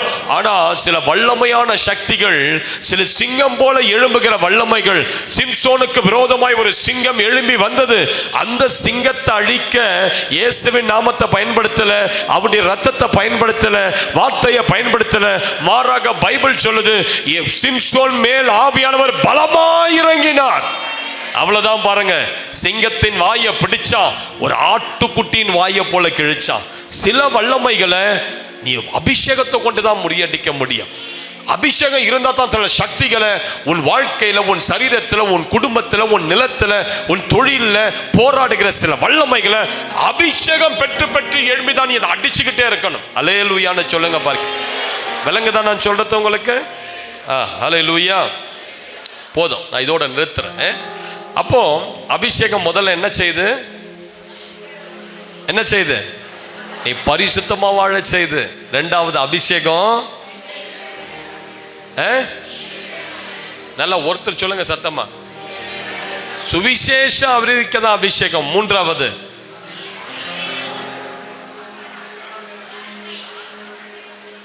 நல்லா ஒருத்தர் சத்தமா, உன் தலையை உயர்த்த, உன்னை பெருமைப்படுத்த, உன்னை கனப்படுத்த அபிஷேகம் வருது. நான்காவது அபிஷேகம் வரும்போது எல்லாம் நுகங்களை உடைக்குது. உன் வாழ்க்கையில கட்டுகள் இல்லாத வாழும்படி அது உனக்கு உதவி செய்யும். அல்லேலூயான்னு சொல்லு. இப்ப எத்தனை பேருக்கு அந்த அபிஷேகம், எனக்கு இன்னொரு முறை அந்த அபிஷேகம் வரணும் பிரதர், எத்தனை பேர் வாஞ்சிக்கிறீங்க? எத்தனை பேர் ஆசைப்படுறீங்க? என் கைகள் பிசாசுகளை துரத்தணும், என் கைகள் வியாதிகளை குணமாக்கணும், என் கைகள் லட்சங்கள் கோடிகளை சம்பாதிக்கணும், என் தலை உயர்த்தப்படணும், நான் இந்த தேசத்துல மிகுந்த சம்பத்தோடு வாழணும், சாட்சி உள்ள ஒரு ஜீவியம் செய்யணும், கிறிஸ்துவின் சாயலை நான் பிரதிபலிக்கணும். அப்படி சொல்றவங்க உங்க பைபிள் எல்லாம் மூடி வச்சுட்டேன். அல்லேலூயா. ஷக்கலா பக்கா திடாபாலா. முடிஞ்சா நீங்க முன்னாடி வந்து நில்லுங்க. யாருக்கெல்லாம் அந்த வல்லமை எனக்கு வேணும்னு சொல்றீங்க, எனக்கு அபிஷேகம் வேணும் பிரதர், இந்த கூட்டத்தை முடிச்சுட்டு நான் போறதுக்குள்ளாக ஒரு தெய்வீக வல்லமை என் மேல வந்திருக்கணும், என் மேல ஒரு அக்கினி இறங்கி வரணும், நான் இந்த கூட்டத்தை முடிச்சுட்டு வீட்டுக்கு போய் ஆண்டவருக்கு சாட்சியா நான் ஜீவிக்கணும். அப்படி சொல்லுகிறவர்கள் லாக்கா திடா பரா முடியனா முன்னாடி வந்துடுங்க. இல்லைன்னா நீங்க எங்க நின்று உன் மேல விழுந்துருவாங்க. நின்று சாக்கல்லா பராக்கா திடாபா. இந்த சேரெல்லாம் முடிஞ்சா டக்குன்னு கொஞ்சம் எடுத்து அடுக்குங்க. சேரெல்லாம் இந்த முன்பதாக இருக்கிற சேரெல்லாம் கொஞ்சம் அடுக்கி ஓரம் தள்ளுங்க. சாக்கல்லா பரா ஹத்தன்னா மல்லாக்கா திடாபாலா. இ மைனர் கொடுத்தோம். நீ நல்லா ப்ராக்டிஸ் பண்ணணும். நல்லா பீட்டு போட்டு வாசிக்கிற அளவுக்கு இன்னும் நிறைய ப்ராக்டிஸ் எடுக்கணும் நீ. சரியா?